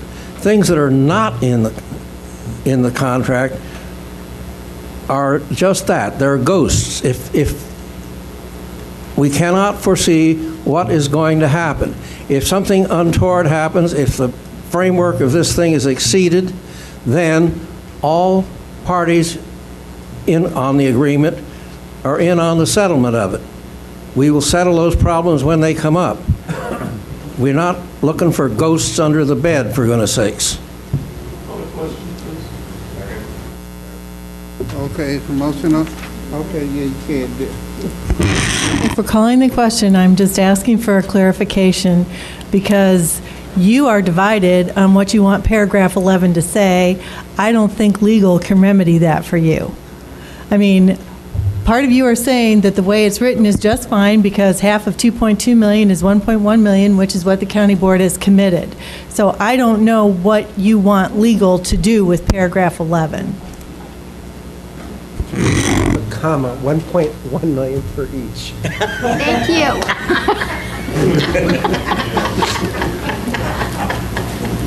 Yeah. Make it specific. Thank you. I think I appreciate Ms. Busey on this issue. It says the 2.2 balance of funds. Question's been called. I'm sorry.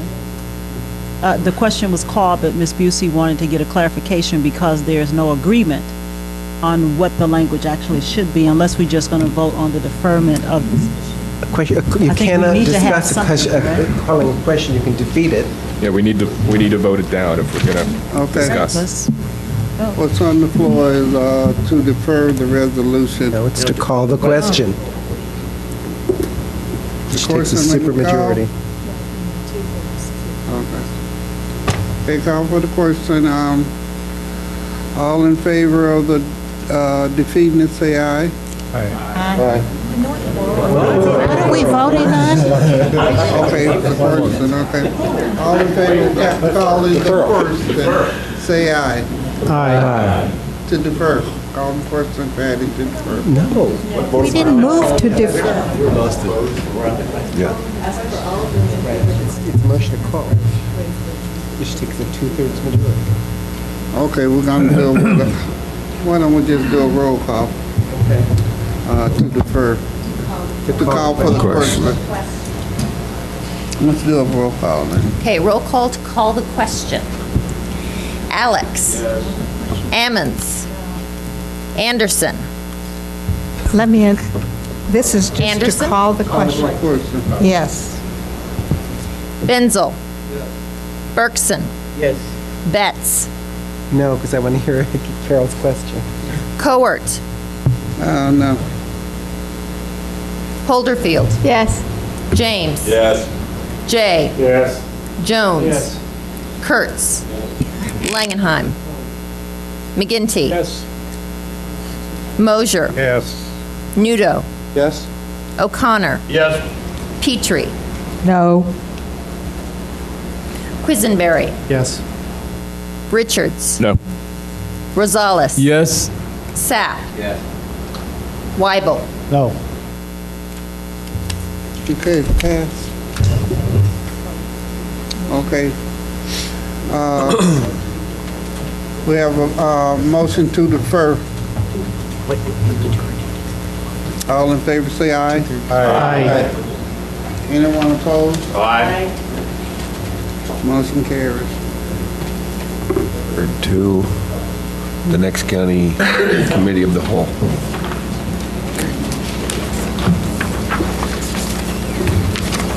You gonna do an omnibus here? It will never be over, you know that. Where we Other business. Anything else? Any other business? Nothing, yeah, nothing on consent. I don't think we have chairs No report. chair report, and no designated consent. Button. Yeah.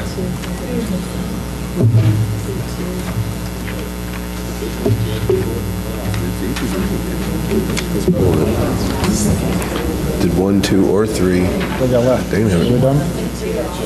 1, 2, and 3. Yeah. Okay. 1, 2, and 3 will go on the consent agenda. And that's it for highway.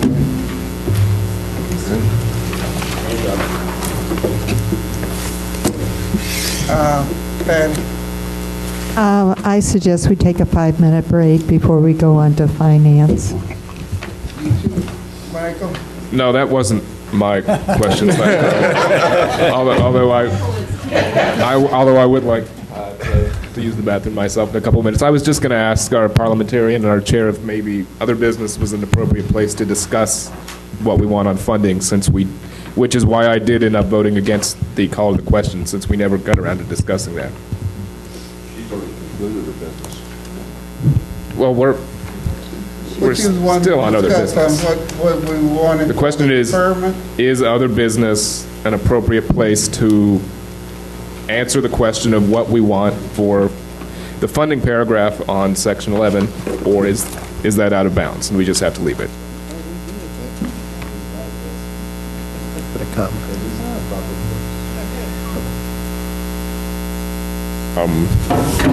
Do we have a discussion, or does that need a motion then?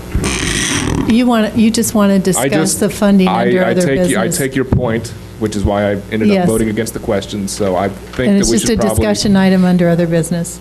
give some, okay, well, then I think we should give some direction to you guys about which we want. Quickly, maybe. Okay. Madam Chair.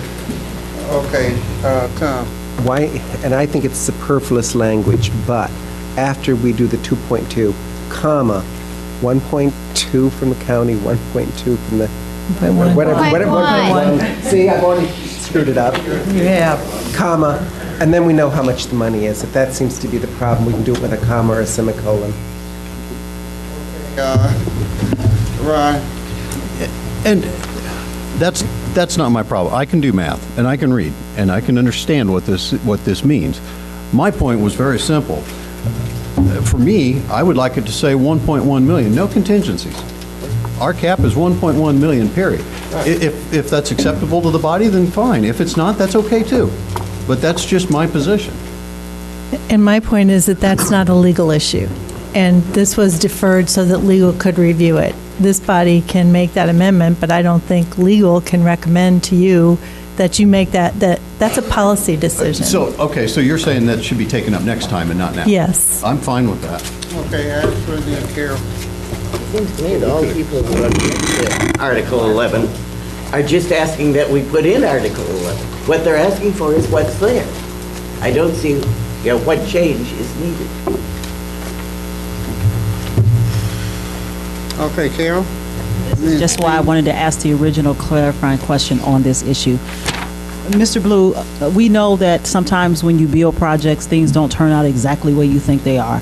And so the balance could go beyond the 2.2 million. So does this mean that if it goes to 2.8 million, 3 million, then whatever the balance is, that we are going to split that. And I think that that's where the confusion is. Or can we simply just say the county's portion is 1.1 million, period? I think that's what is being asked here. Say whatever you want to. So that's what we wanted to say. So we could have ended this a long time ago. Can we just go back to, maybe there was people, I know there was people that weren't here, and I know Mr. J hates this language, and he's probably going to throw knives at me, but I got to bring it up. You guys passed a resolution that set aside 35% of the motor fuel tax monies for projects on the fringe of Champaign and Urbana. Okay? So, and told me to keep a running count of the monies that we spent on those projects, which I have continued to do. Urbana has by no way, shape, or form even come close to spending the monies that you guys set aside in that resolution on a yearly basis. I mean, the Windsor Road project in total cost the county $1.2 million to construct. Other than that, there hasn't been any Urbana projects. Olympian Drive is going to be zero cost, most likely, to the Champaign County, that fund.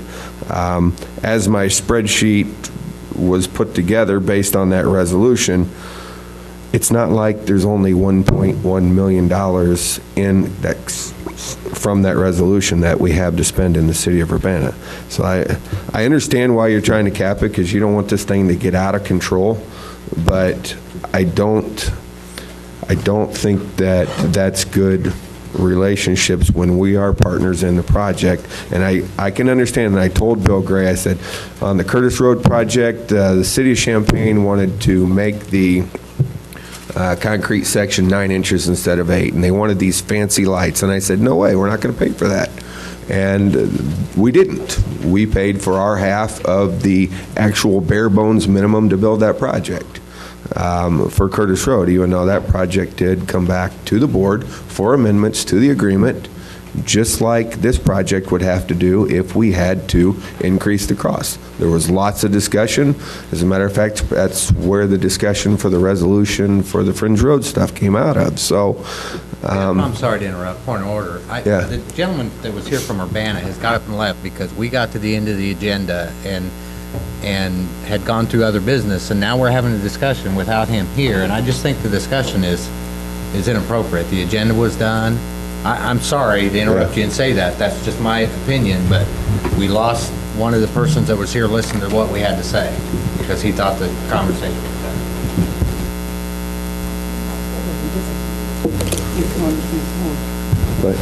But this is just giving us. No, he's the city administrator. He was here for this, but he can watch it on TV. That's why we do it. Okay. So, are we kind of clear about what we want to do with the findings? No, I have no. I'd just say if we'd have done this in 1999 like we should, we wouldn't be sitting here tonight talking about it. I'm in a break. I actually would like to hear the rest of what Mr. Blue has to say, because I don't think we're speaking directly to changing the what was before us. I think it's just giving us some background on the funds that are there. Yeah, and to put a hard cap on it, just like Pius said, you guys probably put a hard cap on Prospect Avenue before I got here. You saw where that got us. It was a disaster when I got here. And Curtis Road was a disaster when I got here. And Windsor Road was a disaster when I got here. But we've straightened all that stuff out. We've made a resolution that has put aside an appropriate amount of money for these types of projects, and to put a hard cap on something that you've passed a resolution to fund in the past, based on a vote of a board, just seems to be something that flies in the face of that resolution that board passed. And to say that it has to come back to the board to be amended in my opinion, I'm not sitting out there, but in my opinion, is the appropriate way to handle it, because Mr. Bensel may not be here, and Mr. Langenheim may not be here, and Mr. Richards may not be here, and who knows what that board's going to want to do. But, you know. Okay, John Jay. Well, Mr. Blue, you got your knife ready? I adamantly disagree with Mr. Blue. We've had this disagreement going for years on a motor fuel tax. Urbana has their own motor fuel tax. This is our motor fuel tax we're talking about for county projects. I'm not opposed to using it, but they're not entitled to it unless we want to give it to them. Right. And we got in trouble because we didn't cap some darn projects before you got here. In fact, before you got here, we was in a terrible shape, as you know. Well, you didn't cap how much money you were going to give them. We should have. Had we done that, we wouldn't have got in trouble. Right. So what is wrong with saying and letting Urbana or Champaign or Muhammad or whomever we're agreeing with said, we're going to spend this much money, and if it doesn't work and they can justify, come back to us and ask us for more money, maybe we can give it. But we've at least told them that this is what we're going to use. Yeah. And you can do that via resolution where you appropriate $1.1 million to the project. Then that basically essentially puts a cap of motor fuel tax on the project. And you can pass that right along with the intergovernmental agreement. But I just know where the knives are going to fly from if you guys say there's a 1.1 million hard cap. We've been down that road. It was a disaster. Well, do we need to question the engineering on this? Do we need to? Where do we get this 1.1 million? If the 2.2 million is not enough, we didn't get good information to start with. I'm not saying whether the information is perfect or not. It's coming from Hanson Engineers. I believe in it, but... Well, then don't fight us. Support us. I do support you, Mr. J. You know that. But I know I'm a realist. Well, I'm not going to speak to Mr. J's point. I'm just going to say it looks to me on the funding, since it says 2.2, half of that is 1.1. It has to come back to us. If it's going to be raised, which I would not like to do either, I would boil this down to I think we should just leave the paragraph, since it's going to have to come back to us to be approved if it's going to go over that anyway, and it doesn't sound like we really have any consensus otherwise. Okay, Pius. Call for the order of the day, which means let's get back to the agenda. Okay. Nothing else for highway. Nope. Why don't we take a 3-minute break? Okay, we're going to get started again. We still have quite an agenda to get through. So if everyone could take their seats. You all can afford it. Social hour is over. Here we go. On your mark. First up on finance, an amendment 110018, increased appropriation of 33,759, revenue of 90,000, expenditure increase to accommodate fiscal year 2011 salary increase for non-bargaining employees pursuant to resolution number 7646. Is there a motion for approval? So moved. Second. By Geraldo, seconded by Carol. Is there any discussion? All in favor say aye. Aye. Aye. Any opposed? Motion carries. Second, an amendment 110019, appropriation of 877, revenue of 3699, increase in grant for fiscal year 2011. Since the time the budget was adopted, will adequately cover the increase in personnel costs for the 2.5% wage increase for non-bargaining unit. So moved. Motion by Lorraine, seconded by Al. Discussion. Carol. I just have one question on, help me, the Victims Advocacy Grant is through the state's attorney's office. It's a state's attorney program, but the grant is actually a separate fund because they receive funding from the state for that program. And this covers staff of? This covers the 2.5% wage increase that you approved for non-bargaining staff last month. And coincidentally, they have been notified of a revenue increase in this year's budget, so that completely offsets the increase in the staff cost. Thank you. Anything else on the issue? All in favor say aye. Aye. Any opposed? That motion carries. Third item is an amendment 110020 for 81611. Carryover for expenditure budget to complete the Ilias roof in fiscal 2011. Motion by Stan for approval. Is there a second by Steve Mosier? Any discussion? All in favor say aye. Aye. Any opposed? Motion carries.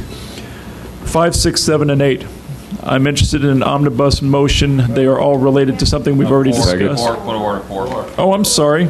Amendment 110021 for $8,000. This is a bonus for non-union personnel out of highway. Is there a motion for approval? By Michael. Is there a second by Lorraine? Any discussion? Steve?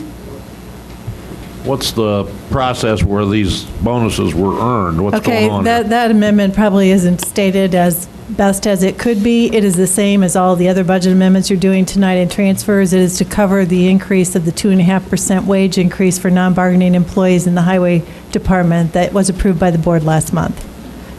It kind of sounds like somebody got paid for doing their job. Carol? Carol, did you have anything? I just wanted the funds. Okay, let me just ask Ms. Busey, on this particular budget amendment, this money is coming from the Highway Department's fund. It's the highway fund, correct. The highway fund pays all of the wages for personnel in highway with the exception of the engineer. And this is just an information question for me. For highway funds, are those federal funds that No, we're the highway funds is the property tax for Champaign County Highway. Anything else on this issue?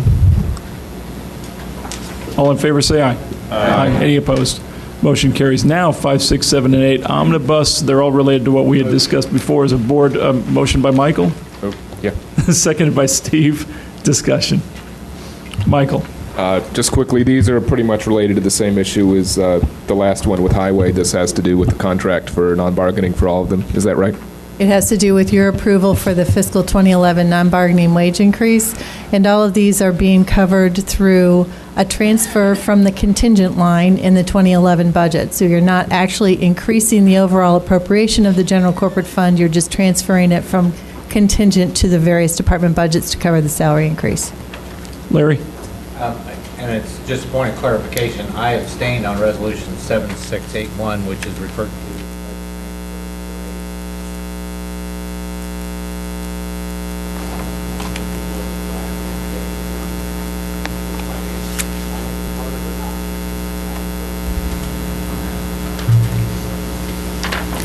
I wouldn't think so because you're just appropriating the money that.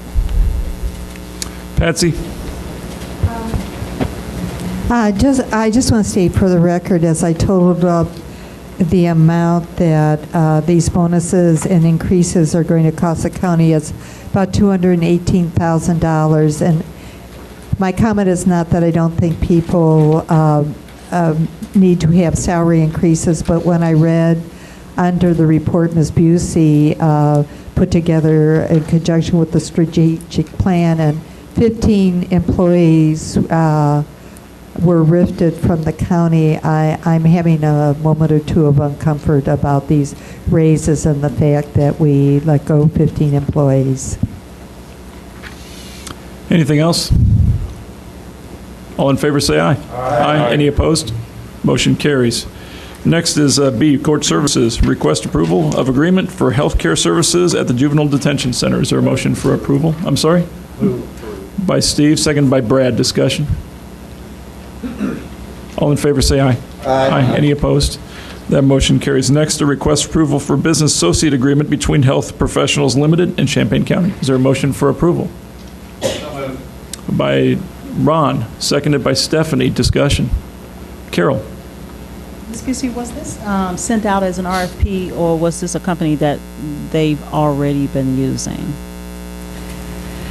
You know, I was told Mr. Gordon would be here, and I did not brief on this. I believe that an RFP was done, but I can't say it with 100% certainty. Further discussion. Jan.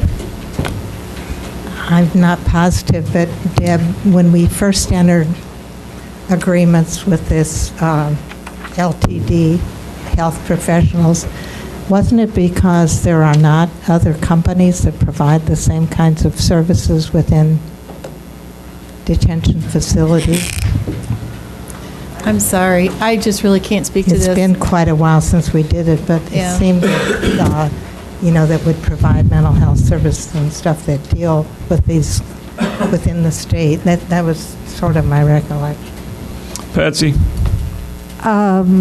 I move to defer this. I have many questions on this, and then since there's nobody here to answer those questions, I either will have to vote no because I'm very uncomfortable with this so far. Is there a second to that motion? By Carol. Discussion to the motion to defer. Pius? We could bring Mr. Gordon to a full county board meeting, and he could answer those questions there. I'm not sure if there's, a time pending, if he wants to have this, signed off right away like that, but we could do it that way. Just forward it without approval to the board. That's fine. I will change my deferral to mean that it goes to the full So friendly board. to move without recommendation to full board. Is that fine with the seconder, Carol? All right. Discussion to that motion, Astrid. Microphone. Jan seemed to indicate that we had been contracting with these people for some time. Is that the case? I think it started whatever year that was while I was Justice Chair, but I can't tell you what year, but it's been several years. So it's not something new, it's just a continuation of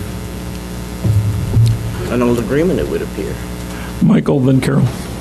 I support the move to defer. It seems like we need to do some due diligence and get some questions answered, and I can't imagine that a 9-day gap is going to cause any problems. And point of clarification, this is a motion to go to full board without recommendation. Carol? I was going to actually follow up with that, but just, I think that regardless to how long they've been providing the service, I think we should at least find out if we bidded this out and if it meets the requirement of our own. Even if there was no RFP done, which is not a bid, your purchasing policy does not require that an RFP be done for this service. But again, I can speak to the purchasing policy, but not to this particular situation. Anything else on the motion to move to full board without recommendation so that we can hear from Mr. Gordon? Chris? Just to clarify, I think I heard us already approve item B1, which was the actual agreement for healthcare services. So what we're talking about now is the business associate agreement, which is essentially appears to be boilerplate to allow us to implement our obligations under the HIPAA laws. So I think No, you voted We're on B2. We already approved B1. So if there's a motion to reconsider B1, I haven't heard it. Carol? Thank you very much. I would like to make a motion to reconsider B1 because to pass something without even answering. There's currently a motion on the floor with this issue. We can move I would later ask the to. mover to withdraw that motion. I will withdraw it. You are withdrawing the original. Motion to defer. I thought you're going so fast that I lost track of where we are. Please, wake up. Jeez. Come on. Crazy. I really don't think that it's an issue of waking up or anything in this case. We've been following this along, but they are moving so quickly. I asked specifically about D1. I would not have made the recommendation if it was strictly on 2, and I appreciate him pointing that out, that we're talking about 2 instead of 1. To approve that and not have any of the questions answered, and the person not here to represent it, is as we have approved everything else without any actual discussion here. Well, that's not true. Hang on a second.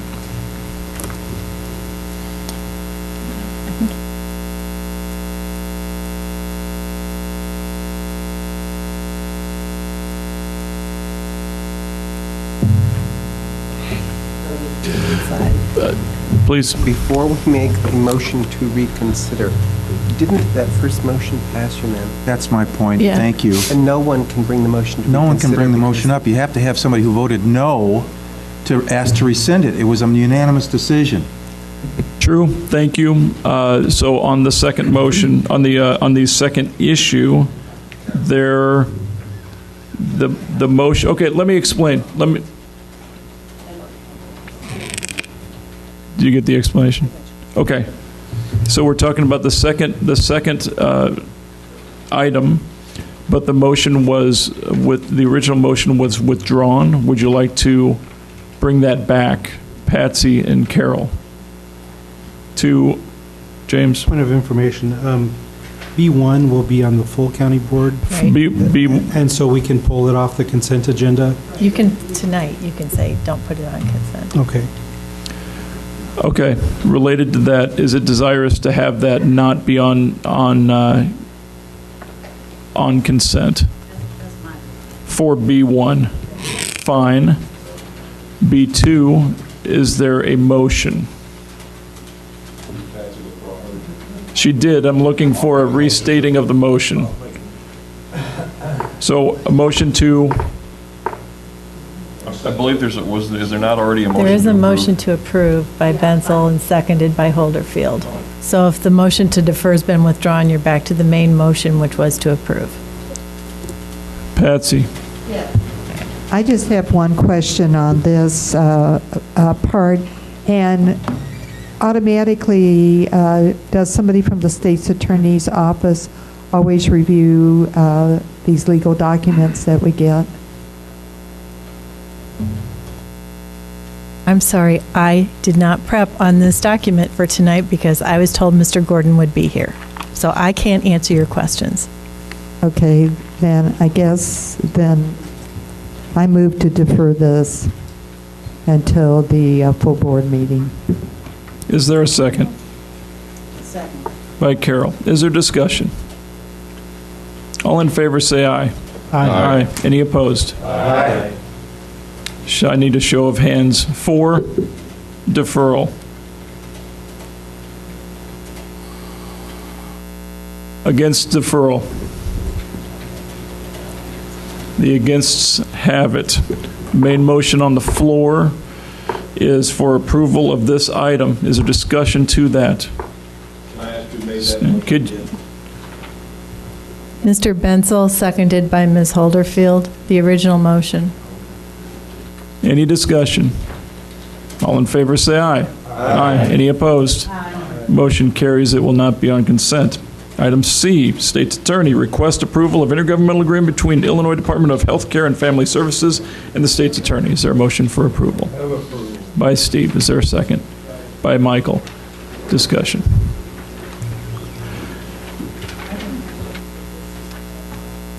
Is there any discussion? All in favor say aye. Aye. Any opposed? Motion carries. It will not be on consent. D1, recommendation of repayment of nursing home loan. Is there a motion for approval? By Stephanie, seconded by Steve. Is there any discussion? Seeing none, all those in favor say aye. Aye. Any opposed? Aye. Motion carries. That will not be on consent. County Administrator's report. Deb. The report was distributed to you tonight. In the interest of time, I won't spend a lot of time on it unless you have questions. Effectively, our revenues are holding fairly stable. Our sales taxes continue to be doing better than they were last year at the same month over month. Right now, it looks like we'll achieve 101% of budgeted revenue, and that we will spend 98% of budgeted expense, which would place us at a year-end total fund balance of $3.9 million, which is right above our fund balance goal. Subtracting out the nursing home loan, it puts us right at 11.5%. There's no change to the budget change report since last month. And then the Harris & Harris report is there for your information. Year to date, they've collected $358,000 for the general corporate fund, a total of $68,515. And the agency summaries are on the page following. Any questions for Deb?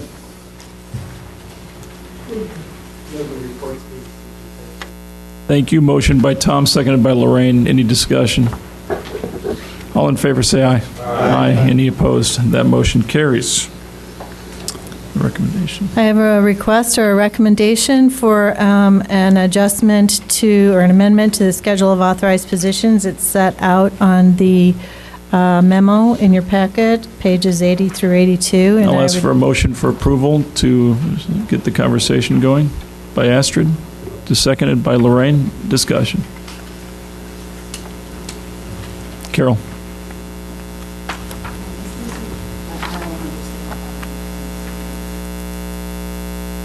Position.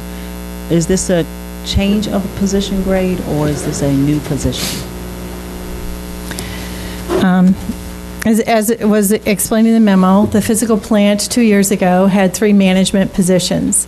With the adoption of the fiscal year 2010 budget and the retirement of 2 of those managers, only 1 management position has been filled for now the last 18 months. That is of the facilities director, who is also expected to do a lot of work that involves being in the office or dealing with the county's projects, working on long-term planning and things of that nature. There is no one to supervise the maintenance and custodial staffs, which are comprised of 25 individuals in 11 different buildings. The facilities director is required to do that as well. We currently have, we had a retirement on March 31st of our microfilm services manager, and due to changes in how we operate and do business, there is no intent to fill that position in the future. So this request and that position was paid very close to the same as what the building and grounds manager position would be paid. The building and grounds manager position was created at the end of 2009, and the board approved the job description and the classification, but it was never filled because of the budget cuts that we had to do. What I'm asking for here is that you eliminate the microfilm services manager position. It will not be filled again, and create the building and grounds manager position, which would then be filled after a search is conducted. Other questions? Seeing none. Sorry, Michael, go ahead. I was just going to say, Alan supervises all this now? Is that correct? Yes, that's correct. Okay. Any others? All in favor, say aye. Aye. Any opposed? Motion carries. Thanks, Deb. The treasurer intelligently left, and the auditor was even smarter and didn't come to the beginning of this either, so I'd entertain a motion to accept both their monthly reports and place them on file. By Brad, seconded by Lorraine. Any discussion? All in favor, say aye. Aye. Any opposed? Motion carries. There's no other business. No chair's report. Or is there any other business I should ask? I'm sorry. Thank you. And items for consent, all of the amendments and transfers in E4. And that's it from finance. Thank you.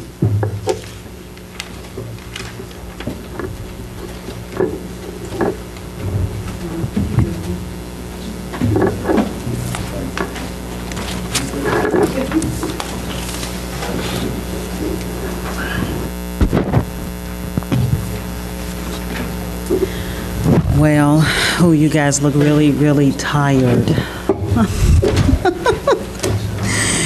All right. Policy, personnel appointments. We're going to start our business with A1. Mr. Chair. Per the recommendation from the chair of the Champaign County Central Committee of the Republican Party, I'll nominate Mr. Aaron Esri to fill the vacancy created by Greg Knox' resignation. I'm sorry, second by Mr. Mosher, second that. Is there any discussion on this appointment? Seeing none, all in favor? Aye. Any opposition? The motion passes. Item A2, Economic Development Corporation, vacancy created by Greg Knott's resignation. Mr. Weibel. I'll nominate Mr. Jonathan Schrader. Second. Second by Mr. James. Any discussion on this issue? Seeing none, all in favor? Aye. That motion carries. I'm sorry, is any opposition? I already said that, you said no. All right, item 3, Site Assessment Update Committee, term from 4/22/2011 to 11/1/2011. Mr. Weibel. I'd like to point out that in the green handout here, there's a couple late nominees to this committee. Mr. Bruce Stickers, who's our county conservationist, and also Steve Sirwald, who's on the board of the Soil and Water District. Their nominations came in just this morning. I would like to ask permission of this board that I could nominate them also, even though they weren't listed on the agenda. I also point out that all of these slots have very narrow restrictions, so like for Mr. Sticker's position, nobody else can apply for it. For Mr. Sturwell's position, it's probably 5 or 6 people only could apply for it. I'd just like your permission to go ahead and nominate them, although you haven't had much time to review their application. And they did use the actual form. All right, it's been moved and second. Mr. Nudo, do you want to comment? No, I was just seconding. Mr. Betts? When was the application deadline? Mr. Weigel? I think April 1. And I also admit I had many phone calls trying to fill those last 2 positions, but you know, what can you do? Mr. Weigel, this site assessment update committee, how many people are we trying to fill in that position? We're trying to fill a total of 5. A total, and, okay, one other question. Including the 2 on the 3 listed plus the 2 on the screen sheet. I got that part. Within the time frame that was due on the application process, had we not received 5 people at that point? No, we'd only gotten the 3. We had only gotten the 3, But I thank don't you. anticipate anybody else applying if we wait a month. Thank you very much. Any other discussion on this issue? All in favor? Aye. Any opposition? Seeing none, thank you. This. Madam Chair? Yes, sir, Mr. Nudo. Wait, we're still on this. I need to nominate these. I haven't actually officially nominated. The vote, I asked permission to include all 5 in it, so just to clarify here. I asked permission so I could do 5 instead of 3. Include all 5 people. So let me nominate, they are Deborah Grice, Liz Jones, Carla Kraft, Bruce Stickers, and Steve Sturwalt for the Site Assessment Update Committee. Thank you, Mr. Weibel. All 5 of them have been approved by the committee. Mr. Nudo? I would ask the chair to have an omnibus motion to approve all the remaining ones that have singular nominations. I'm willing to do that. Second. Okay, let me go through the list here. I'm sorry. In 3, there's been no vote taken. 13, 17 might be Confusing who was first. Mr. Newt, if I could just do it by area, like I do all the fire districts Point together. of order. Let me just clarify, because I understand that Ms. Busey has raised this, that I was under the impression that we voted for all 5 of those in our last vote. Is that not correct? Okay, thank you. We'll go back and correct that. And I'll second the chair's motion so we can vote. All right, so it's all 5 of those appointments have been moved and seconded. All in favor on item number 3, all 5? Aye. Any opposition? Thank you very much. We're on to number 4. Mr. Weibel. Yeah, for the Locust Grove Cemetery Association, to complete the term of the deceased Mr. Robert Rice, I nominate Mr. Dirk Rice from April 22nd through June 30th, 2011 to June 30th, 2015. Is there a second? Second. No, he actually didn't. We'll come back to it. Thank you. It's been moved and second. All in favor? Aye. Any opposition? Mr. Nudo, do you want to come back to your omnibus motion? He's not. After the next one. After 5, thank you. We move Community Action Board term from 4/22/2011 to 12/1/2013. Mr. White. Ms. Yolanda Troutman Davis. Is there a second? Seconded by Ms. Anderson. Is there any discussion on that? Seeing none, all in favor? Aye. Any opposition? The motion passes. At this time, we'll entertain an omnibus motion for the next appointments, which, Mr. Nudo, do you want to come back to that? With the exception of numbers 13. Okay, thank you. Only the chair. Only chair. Well, I'd like to request an omnibus motion for the members or for the fire protected districts which have just single nominees. Is there any objection? This has been moved and seconded. I don't really have to really vote on that. If there's no objection. If there's no No objection, we have objections vote on to it. omnibus. Okay. Okay. So that's item 6 through 19. Item 6 through 19. That's appropriate. I'll read them off. I'll point out that the terms are all the same from May 1st, 2011 to April 30th, 2014. For Broadlands Longview Fire Protection District, Brian Thode. Eastern Prairie Fire Protection District, Linda Cates. Ed Scott Fire Protection District, Dorothea Hunt. Ivesdale, Denny Jane. Ludlow, James Kirk. Ogden Royal, James Vickers. Pisota, Raymond Hettinger. Sedoris, William Eckerty.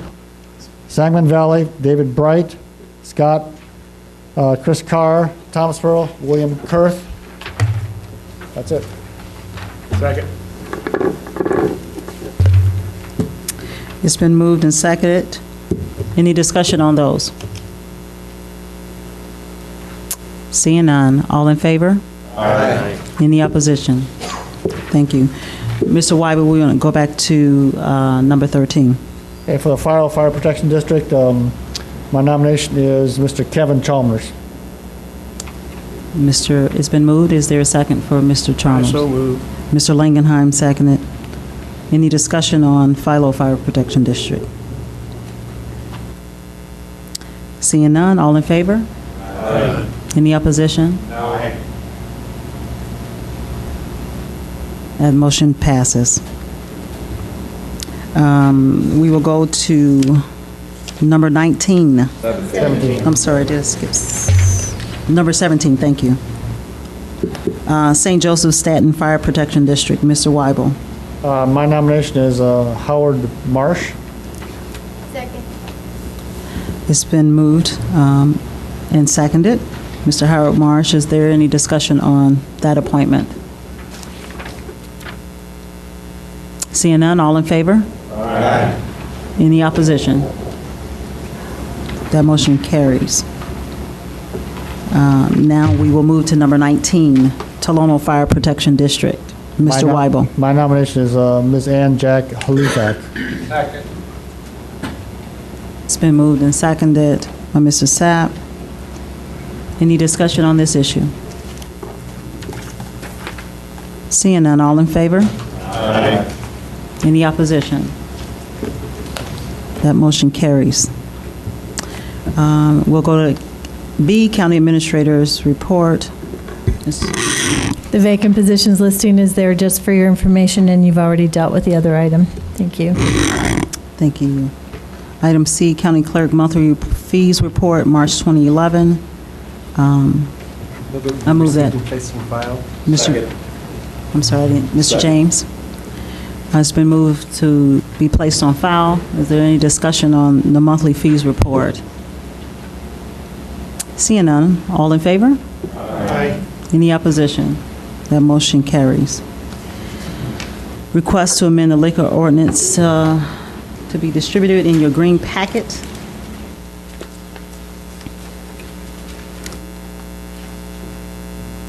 Make a motion to accept the amended liquor ordinance. Second that motion. Mr. James moves, Mr. Langenheim seconds. Is there any discussion on the changes in the liquor ordinance that's as is presented by the county clerk? Or any questions? I think he's here. Ms. Petrie.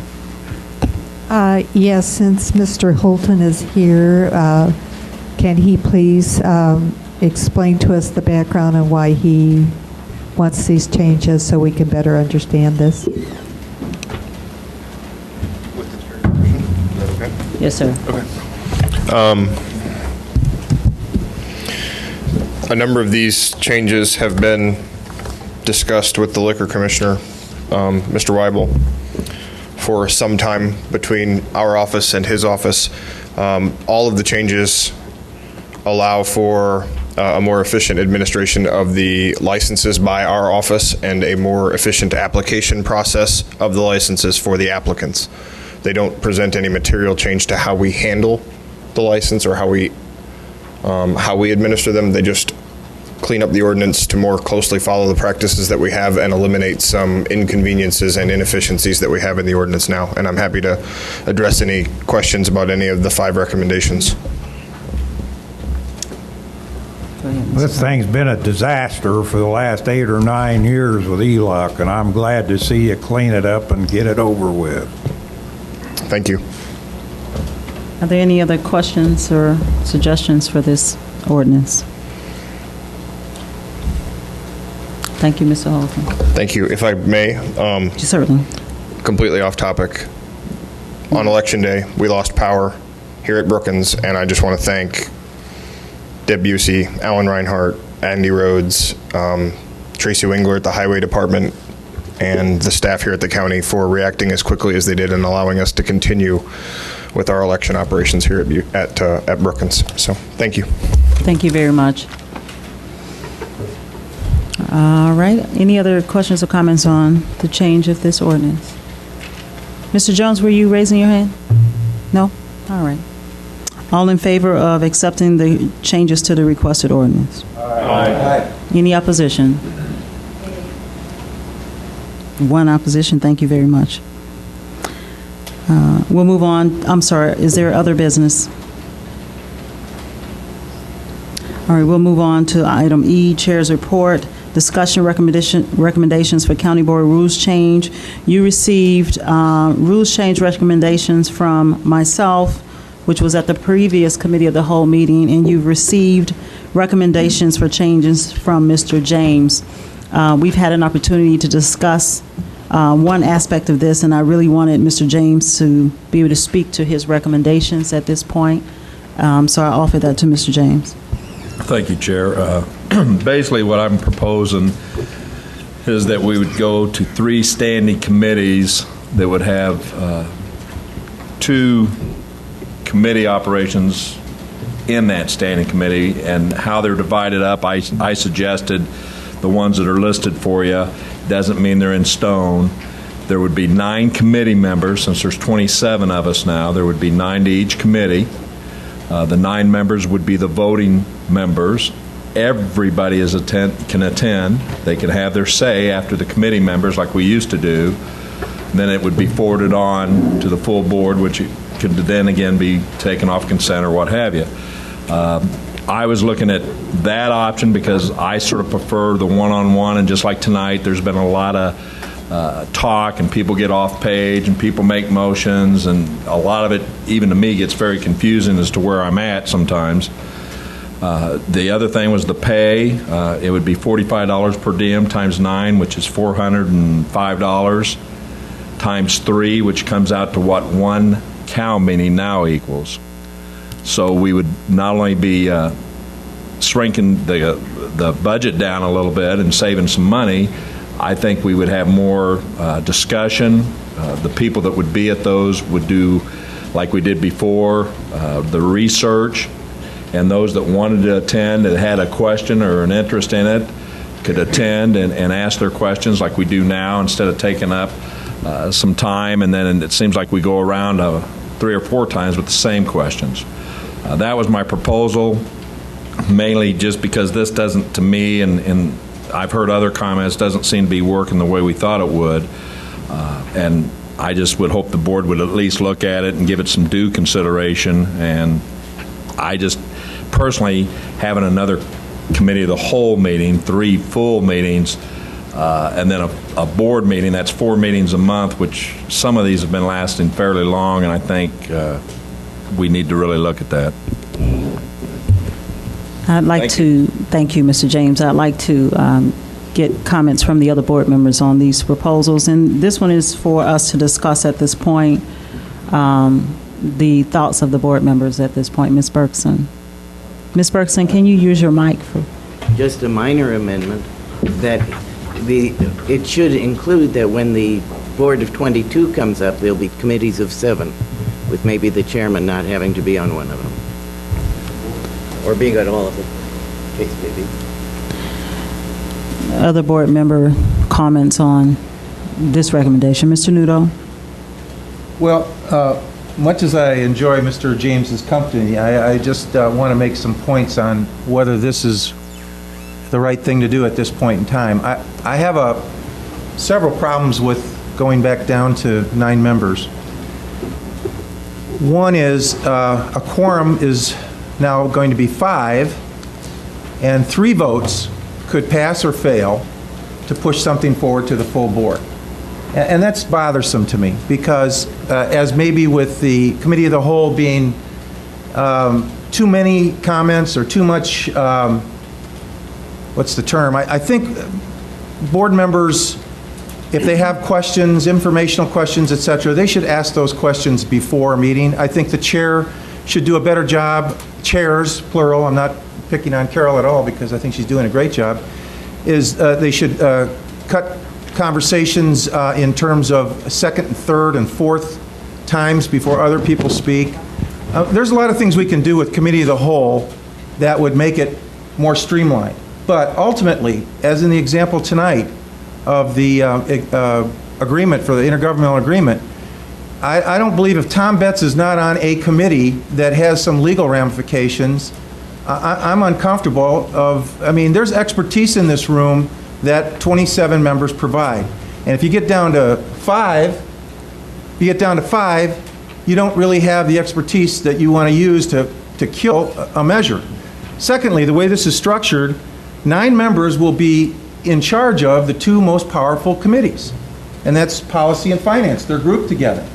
And I have a real problem with that when 9 members are going to control what goes forward in the 2 most powerful committees. If they were separated, and I understand that Stan said, well, if you want to separate them, you could in our caucus, but to have 9 people consistently make decisions on finance and policy is bothersome. Thirdly, I think Committee of the Whole has provided us with a lot of conversation. I don't mind 4-hour meetings. I truly don't mind 4-hour meetings. I'll say that again. I don't mind 4-hour meetings if everybody gets a chance to say what they want to say, and we could streamline it better. But I have a real problem with 9-member committees passing forward things that may or may not come before all of us. And as far as information, I am convinced that we are all better informed by having Committee of the Whole. I know that our general board meetings are shorter because of it. So there's trade-offs. But I don't want to personally go back to 9-member members. Mr. Kurtz. I have to agree with Mr. Nudo. I remember the 9. What, isn't that how you like that, huh?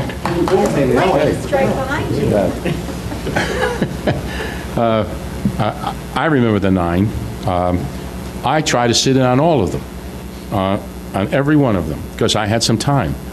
But I knew that when I got to the board meeting, we would have 2/3 of this member not knowing what the heck we did. And we would have to start all over again to explain exactly what we did during those periods that we questioned these people. They'd have to come back. They'd have to be questioned again and again by the rest of the board. And we would be back to that same time span, or even longer, because none of them knew what the heck we had done during those committees. So going back to the small, I think the Committee of the Whole, being as it is, every single member can question anyone who is speaking to any amendment, any resolution, and we get the whole thing at one time, and every member actually understands, hopefully understands, what's happening, so that we don't have to repeat it, and repeat it again each time. Thank you. Thank you. Mr. Mosier. I think we could have avoided this zoning fiasco that we had here for 3 months. We'd had a standing 9-member ELUC committee that cares and understands how zoning works. And when you get 27 people in here and 18 of them don't really understand it, or they don't care, we lost a lot when we lost that committee. Mr. Quesenberry. Yes, one of the things that I appreciate about the Committee of the Whole structure is that it takes out some political and interpersonal issues at the time of the organization of the board. Nobody has to be worried about which committee they got put on, whether it was their preference or not, whether it was done for political reasons, whether it was done for personal reasons. The way the Committee of the Whole works, everybody has equal access to participation in the discussion, and that's what I think the voters elected me to do, so I'm in support of it. Mr. McGinty. I'm not sure I agree with Steve about his analogy about ELUC, because I sat on ELUC when it was a committee and it was confusing every minute. And even as a committee member, I think that that's just a completely separate issue that we have huge problems with. With that said, I appreciate Stan and Carol's recommendations. Are coming to us with some new ideas, and this is very good. I have some strong opinions about this. I believe that in our past, we've had an uninformed body because people weren't able to experience everything. The cow allows us to experience it, warts and all, with the pain of longer meetings. Some of the issues regarding longer meetings, in my opinion, are the way that we are able to, one, conduct our business efficiently. It's a challenge. I just experienced it in Carol's seat, and it's a challenge sometimes when we want to have that fine line as when we're chairing a particular part of the meeting, to allow a conversation to happen appropriately, cut it off when it's redundant, but not upset the membership when the cow's the time to have the discussion. So I don't mind long cow meetings because that's the time that we should have the discussion. I really do believe there are some open meetings issues if we go down to smaller size. There are great advantages to more of us getting together to talk about these things. And I encourage us as a board to do our work between the meetings so that this isn't where we're learning how this works, but between the meetings we talk with Deb and Jeff and Alan and others and get our questions answered before we come here. Because we spend a lot of time asking questions that are answerable between the meetings so that we can make our meetings more efficient. You know, longer meetings, that's our job. It's what we should be doing. This board's going to be changing in 18 months. The board setup will be changing, which will be much to our benefit, you know, how we physically look and all that. Yeah, I think that there's great benefit. I'm personally like Carol's proposal.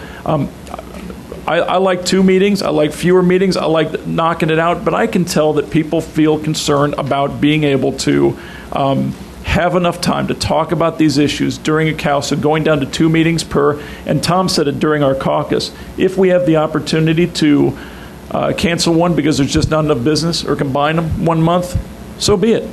Do it in the summertime. Do it during a holiday, something like that. We can do that.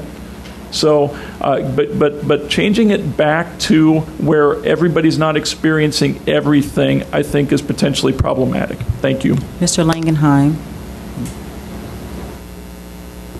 I can't agree with Iron Pants Nudo. 4-hour meetings lead to a petrified audience. We run things through without any consideration whatsoever, merely to get out of the room. And that situation needs to be avoided. It needs to be avoided in the regular board meetings. There perhaps a rule that required us to adjourn and set up a second meeting when we exceeded 10 o'clock or whatever it is would be a good idea. There is much also to be said for the small specialized committees that we had beforehand. We had people in those committees that were interested in that particular subject and had expertise in that particular subject. You selected your committee. Both parties were represented.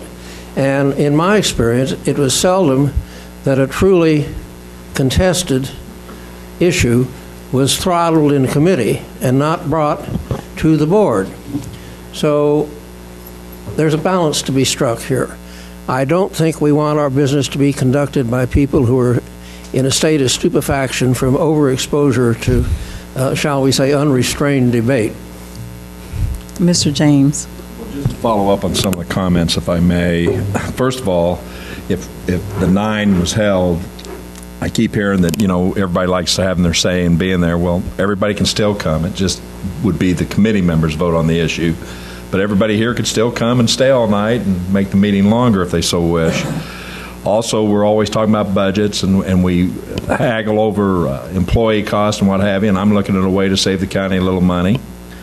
I've seen a lot of times here, even like tonight, and then there's been times when it comes to finance, which I think is a big issue, that we rush through a lot of things, and I hear comments like, well, I didn't hear that, or I want to go back and vote on this. And ELUC, how many times did we go to a study session because we couldn't agree after 2 hours of talking, then we'd have a study session, and then even when we go to full board, we still pull it off. It's going to happen no matter if we have 5 members, 9 members, or 27 sitting here. I just look at the opportunity like we used to in facilities, go visit the buildings. I cannot imagine the 27 of us walking through the nursing home one night to see what's going on, or if we do any renovation work. It would be a nightmare.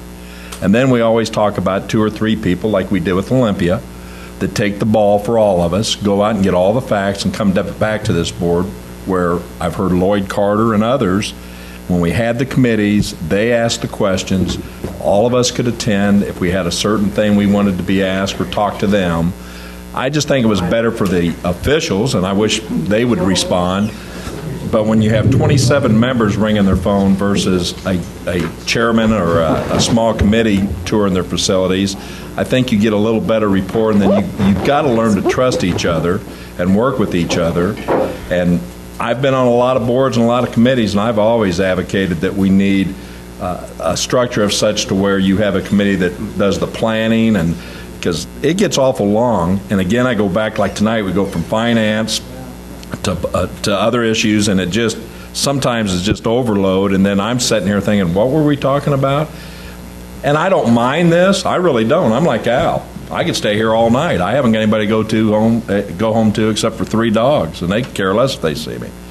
But this, I just like the way it was set up, and I can't say it enough. And I think Ron has alluded to, like with this map stuff, the one-on-one and being able to, if 27 of us were sitting in that room, we'd still be talking about it. So I just wanted to follow up with that, you know, saying that this is better, everybody hears the same thing. We still argue about it. We still pull it off the consent sometimes. I just like the one-on-one and being able to get more detail. Mr. Kurtz? I was just curious, Stan, if the vote kills something in committee, in this 9, does it come to the board anyway, or is it dead in committee and 18 of us can't vote on it? Dead in committee. Well, I would say from what I recall with Mr. Becken and that, if something wasn't put on the agenda, you didn't have a choice to vote on it anyway. So the chair here, I've asked him on certain issues, and he'll flat out tell me, I'll look at it. Or I've asked Carol, and Carol was very generous about putting this on there. But other chairs have the opportunity to say, no, I'm not going to put it on there. So that's sort of a mute question in my mind, I think.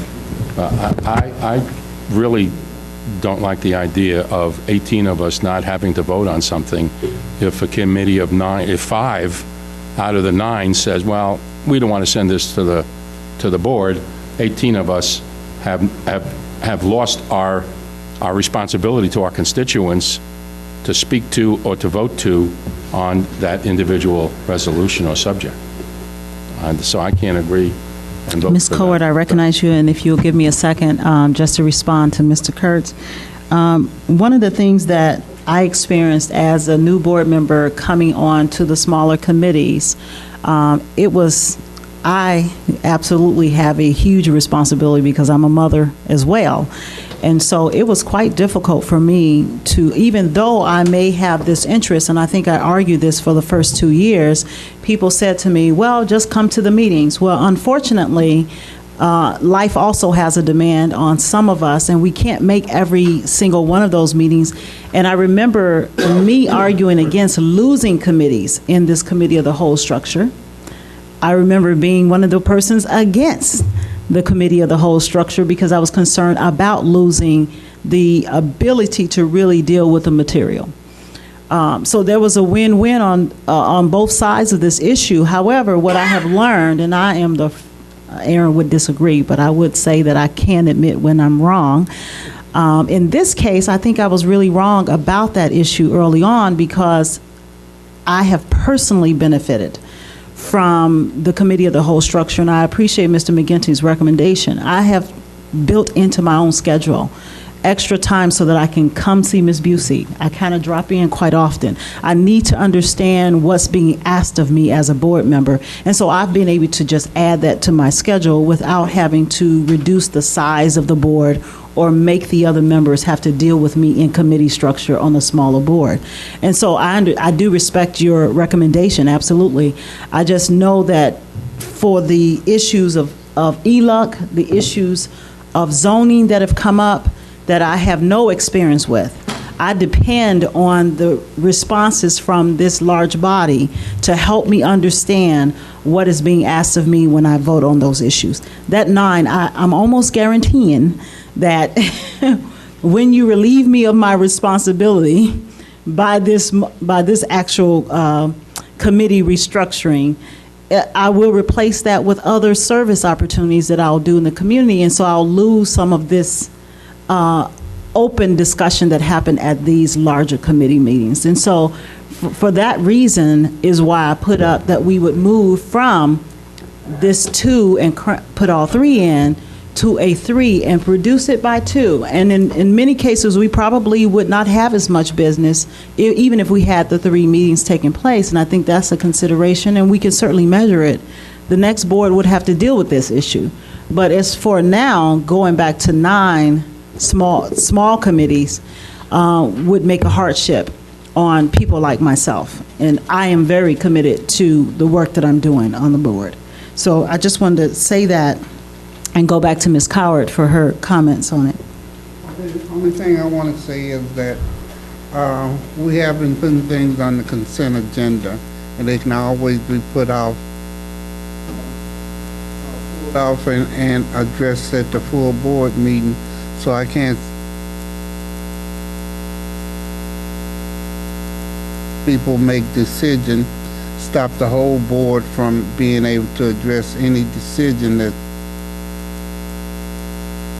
I can understand that. I just remember the smaller committees being, when we got to the full board meeting, this is just my own personal experience, when we got to the full board meeting from the smaller committees, often the other members had a lot of questions, and their response was, you should have came to the small committee. Well, that's really not an appropriate response. If the decision is to go to a smaller committee structure, then you will have to deal with some of these issues that are pulled off of consent at that full board meeting, which will still extend your full board meeting beyond the capacity of the members. We do know that a 2-hour meeting in all research is a lot. And so including outside of Mr. Noodle, who absolutely is a Energizer bunny rabbit for 4-hour meetings, outside of him, I can look at your body language, and so can the public can tell that you're a little bit on the exhausted side at this point. And so we really can consider adding the 3rd meeting, and then that reduces our time and give us adequate time to deal with some of those issues that would normally be on consent but pulled off at the full board meeting and still cause a long extended stay. Mr. Quisenberry? Yeah, I want to talk about another logistical concern I have, and I think Mr. Nudo alluded to this, but he didn't call it out specifically when he mentioned 3 people even with a 9-person committee. A quorum is 5, so a majority of a quorum is 3, and that means that 3 people on that same committee cannot have coffee and talk about issues that are of concern of that committee because of the Open Meetings Act. And I know other bodies of government have gone away from small committees for exactly that reason, because it restricts small group association amongst their members, which then divides the group. It creates space that you don't want to have. I think it's good now that we can get together in small groups because our committee sizes are large, and have these discussions and have more reaching out. Mr. Langenheim, I recognize you.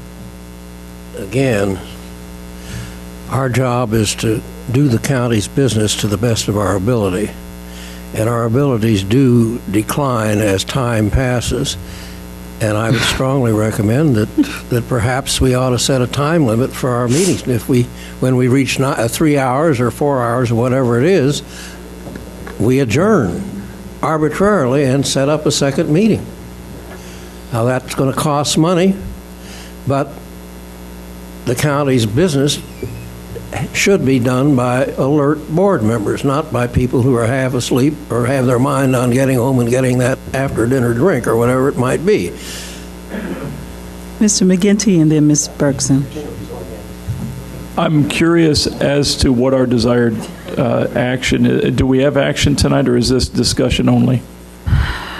We don't have action tonight on this agenda. I would like for us as a committee to make a determination on this, and we'll pull a straw vote tonight to see which direction we should go so that administration knows what to do. And as a follow-up, the straw vote, I would imagine, would also include status quo or going back to our original 6-committee structure. I've heard at least an individual on all of those points, going back to 6 committees, going to keeping it status quo, going with, I'll call it the Ammons proposal and the James proposal. So those 4, I think, are all potentially fair game.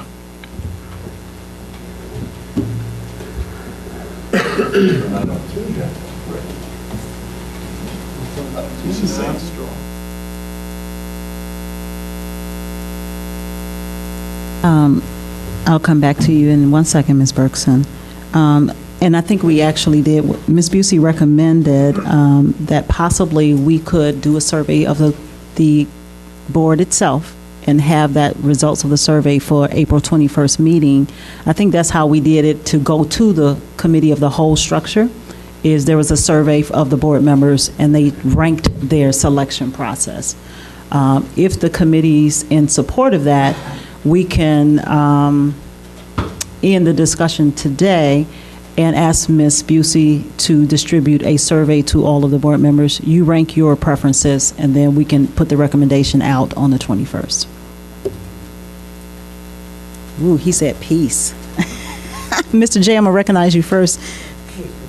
Oh, I'm sorry, Mr. J, Ms. Bergson. I think Ralph's suggestion of having a time limit on the meeting, instead of having 3 meetings, no matter how much or little we have to do, if you had a 3-hour time limit on the meetings, and if it were necessary to go to a 3rd meeting, then we could have it.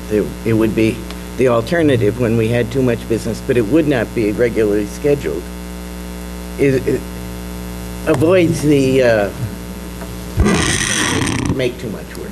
If I could, just 2 points with regard to that. First of all, the county board for decades had a 10 o'clock rule, which was for meetings that began at 7, that they would end at 10.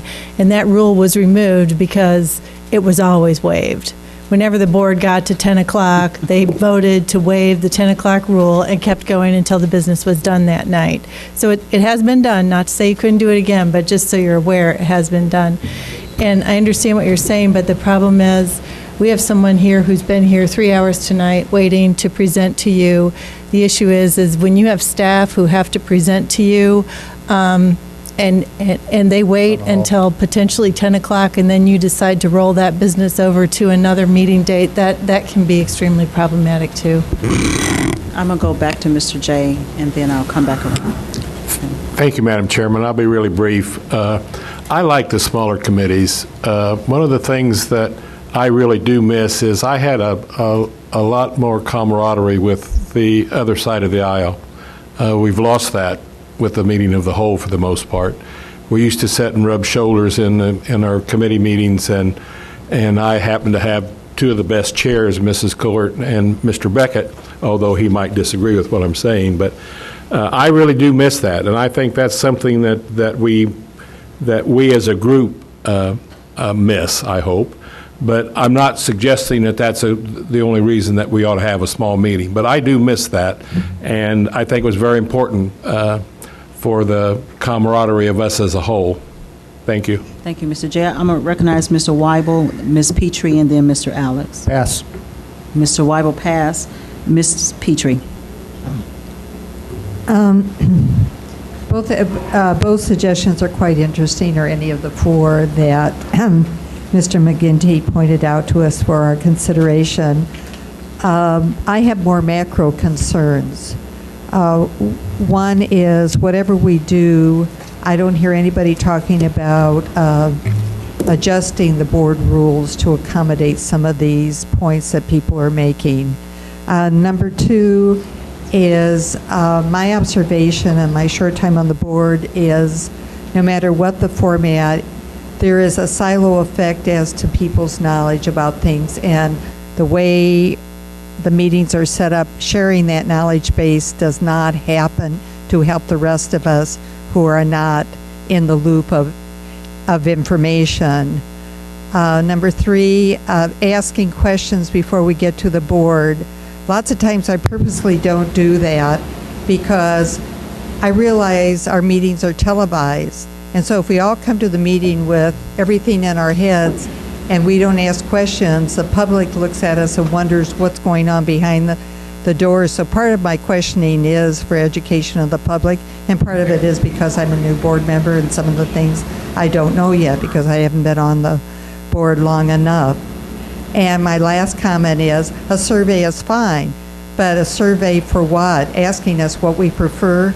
I could prefer A, if certain things are adjusted in the board rules, or I could prefer B because the adjustment of the board rules are much better and will facilitate us sharing information, being more efficient. And the last thing is, all the time I sit over there watching the board at about 1 hour and 45 minutes to 2 hours, the board maxes out in decision making. So we have got to do something in the restructuring so our board meetings don't go on beyond that time because we don't make good decisions after that time. Thank you, Mr. Alex. Well, I think that, I mean, it's nice to have the idea of a time limit, but I think it's probably not practical based on the way our public comment works. I mean, if we're going to ask a member of the public to come and speak to the board, I think they have a right to have have the item to which they spoke acted on the same night that they show up. So I think if we have an issue with the length of the meetings, I would support Carol's recommendation, which is whether we do it every month, we at least have the option of scheduling 3 Cal meetings if it appears that there's going to be enough business to warrant it. Thank you. I just wanted to ask Ms. Busey a very quick question. Ms. Petrie brought up the issue of the board rules. In either of these recommendations, the board rules, meaning how they are formatted and how they take place, would be changed. I need to clarify if you're asking for changes to other rules within the board rules, not in relationship to the operation of the meetings. I am, such as how we exchange information, limitations, maybe introductory memos before some of the materials that are presented to us rather than just the materials that would answer a lot of questions right there, et cetera, et cetera. Okay, so I recognize that as a separate topic from the meeting schedule that we're trying to deal with right now. Is it the will of this board, Mr. Betts? You know, you're talking about wanting to send out a survey with the 4 options, but we have 2 things here before us, but we can't take direct action on. But I still think a straw vote on each of them would be useful. If it shows that, like, we've only got 5 people that want one of them, I think that would give us a lot of indicator in terms of where we should be going, and I think it would be very useful to do that, at least for the 2 that you've got listed here. Mr. Quisenberry? The value of a ranked survey lets you arrive at the best case for all folks, as opposed to if we did a straw poll now on each item, would you encourage them to vote for anyone they would accept or the one they want most? Or that's the value of a ranked survey. Mr. Best, did you want to? No. Mr. Best does not want to respond to that. I'll respond in the like of, I understand Mr. Best's point that we have 2 recommendations. Board members certainly were asked if they wanted to propose something different, that they certainly, and I was open to receiving that recommendation. I don't believe that right now we have a discussion of the 6 committees because nobody actually made that recommendation. We don't have a discussion of any other format outside of Mr. James and the one submitted by myself. And at this point, I would like to at least get a straw poll so that we can get an idea of what people would recommend. Yes, ma'am. And we will do that. I'm sorry, go ahead. The third option, I think that needs to be considered is status quo. Some of us may we not just- have responded Yep. because status quo. So what we'll do at this point, Ms. Busey, if you have a little column, we'll start with mine since it starts with an A, not because I'm chair. Ms. Anderson, final comment on that before we do a struggle. Well, this is just my comment. I guess I would like to see maybe a straw on whether we lean toward going back to, like separate committees, or whether we prefer staying with the cow. But if I voted, say, to stay with the cow, I think there could be some variations on yours, considering, whether we'd rather stay with the 2 then, or whether we want to go with the 3. But it seems to me that the 2 bigger ones are whether you want to go back to smaller committees or whether you want to stay with the committee of the whole, and then maybe take another straw after that. I think at this point, because we have a current system that we're in, we have 2 recommendations. So for right now, we'll just take a straw poll on the 3 that we know we have currently, and then we'll reevaluate after that point. Mr. O'Connor? Thanks, Carol. And at what point can I insert my none of the above vote then? I guess when you...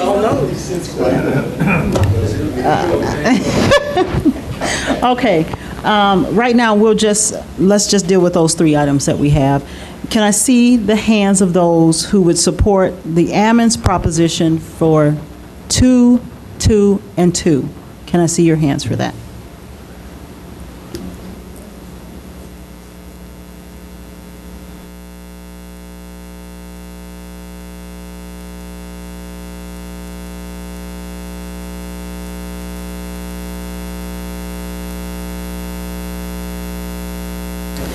Thank you. Can I see the hands of those who would support Mr. James's proposition? Mr. James. What was the second? All right, thank you. And the hands of those who would support the Committee of the Whole current? Yeah, I'm voting twice. It would, well, you can't really vote more than once, otherwise we do a survey. Just a recommendation. Can I make a comment real quick? I Mr. don't Noodle. see a problem with voting twice on the committee of the whole, because I think personally, there's some things we could do with 2 sessions if we have a stronger chair direction in terms of how we solicit conversations and how we cut off conversations and how we get to a point where we agree we're getting redundant. So it could be 2 or it could be 3 based on what we could get achieved there. But until we get to the point where we see a stronger chair direction, I'm voting for both of them. I just want to see committee of the whole stay, whether we can do it with 2 or 3.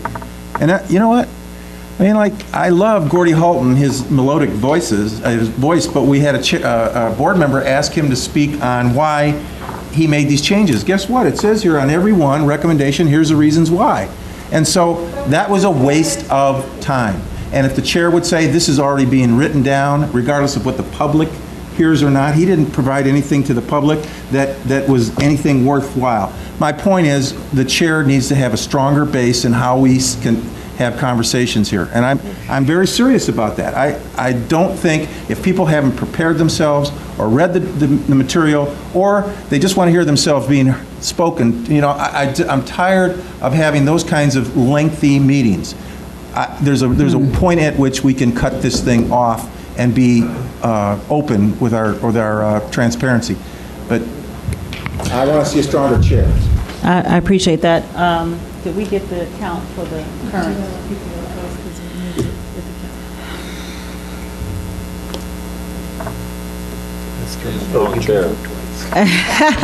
I'm going to do that. I think I attempt that, but at any rate, I think for the purpose of this, we should vote for the one we want best. Just vote once. On the final current structure, can we simply see the hands of those who did not vote for A or B? Or Ammons or James? Thank you very much. Thank you very much. All right. We'll move action to the next CAL meeting. The results here are 13 for Ammons, 7 for James, 2 for Current. And that's it at this point. Mr. Sapp. And I guess I didn't make any comments about Current, and if I may make just a brief comment about why I believe the current structure works. I actually, if I had to change, I would not go to an additional CAL meeting. I would go backwards to our committee meetings. But what I've seen with this structure is that our full board meetings are short. These may be long, there's a lot of discussion, but everybody hears it. With the other structure, with Mr. James, and again, I did like that. I kind of agree with Mr. J that we had a lot more interaction with the opposite side of the aisle. But we have shorter, this allows everybody to hear it. That didn't. So it went to full board. And our full board meetings, as Deb indicated, we were constantly pushing that 10 o'clock hour, and we were constantly waving and saying we're going to go till the meeting's done. So we have 2 long CAL meetings. Our full board, most of what goes there has already been discussed, and it shortens it. So that's why I believe that this structure has worked and why I would support continuing. At this point, I'm sorry, Ms. Michaels. I'm going to have to do what Mr. Nudo said. We got to cut this discussion off. We will bring it back to for action on the next Committee of the Whole agenda. And at this point, we will move on to item number 2 under E2, reapportionment issue discussion. That's just to let all of the board members know that we will have a study session on April 26th at 6 p.m. To go over the official reapportionment plan that the county has to pass. And so that will be on the 26th at 6 p.m. Designation of items. Madam Chair. I'm sorry. Can I ask a question about the reapportionment issues? For the benefit of the board, could we identify what those issues are specifically going to include and what they're not going to include? Exactly, size of the county board, number of county board districts, whether they're multi-member or single-member districts, how the county board chair will be selected, and compensation for the county board. It also includes map, but a map can also be done separately. Those are the issues besides the map that I think were intended to be discussed on the 26th. Thank you. Thank you. May I ask a question? Mr. Betts? And I might not have been listening carefully, but there's also the issue of rotation. Do we do 2-year terms? We don't do that until September of 2012. Okay. All right, thank you. We'll move on to Strategic Planning Committee, update on strategic planning process. I'd like to ask Mr. McGinty to speak to this issue since he's the chair of that committee. Thank you. I actually covered most of it at the last CAL. We have had a couple meetings. We have an updated list of the original, all of the points that were brought up by the full board, by appointed and elected officials, and an update as to what sort of progress we've made on those, plus a more of a descriptive narrative on how we've done on our strategic planning process to date. Soon, the full board will get an opportunity to engage again in ideas on what we should be addressing. My hope is to have things go through the Strategic Planning Committee to policy here to full board so that we can go through the process like we did last time, essentially, to update the plan, to continue to use it, to continue to look forward. That's a very general statement, but in the interest of time, that's probably enough of an update for this Thank you very much. Please, you can look at the handouts that were provided, and we, those who have been sent to that committee from this board, certainly want to engage on that process. That's a really important process for the next planning cycle. I'll go back to item F, designation of items to be placed on the county board consent agenda. That will be items 1 through 12 and items 14 through 19. Mr. James. At this point, who has the other business? I move that we enter into executive session pursuant to 5 ILCS 120/2, parent C, parent 11, to consider pending litigation against Champaign County. I further move that the following folks remain present: County's legal counsel Mike Scavato, and County Administrator and the Recording Secretary, and I so moved. Second by Ms. McGinty. Roll call, please. Alex. Yes. Emmons. Anderson. Benzel. Yes. Bergson. Betts. Coert. Holderfield. Yes. James. Yes. Jay. Yes. Jones. Kurtz. Langenheim. Yes. McGinty. Mosher. Nudo. Yes. O'Connor. No. Petrie. Quisenberry. Yes. Richards. Yes. Rosales. Yes. Sapp. Yes. Weibel. Yes, motion carries. We're in closed session.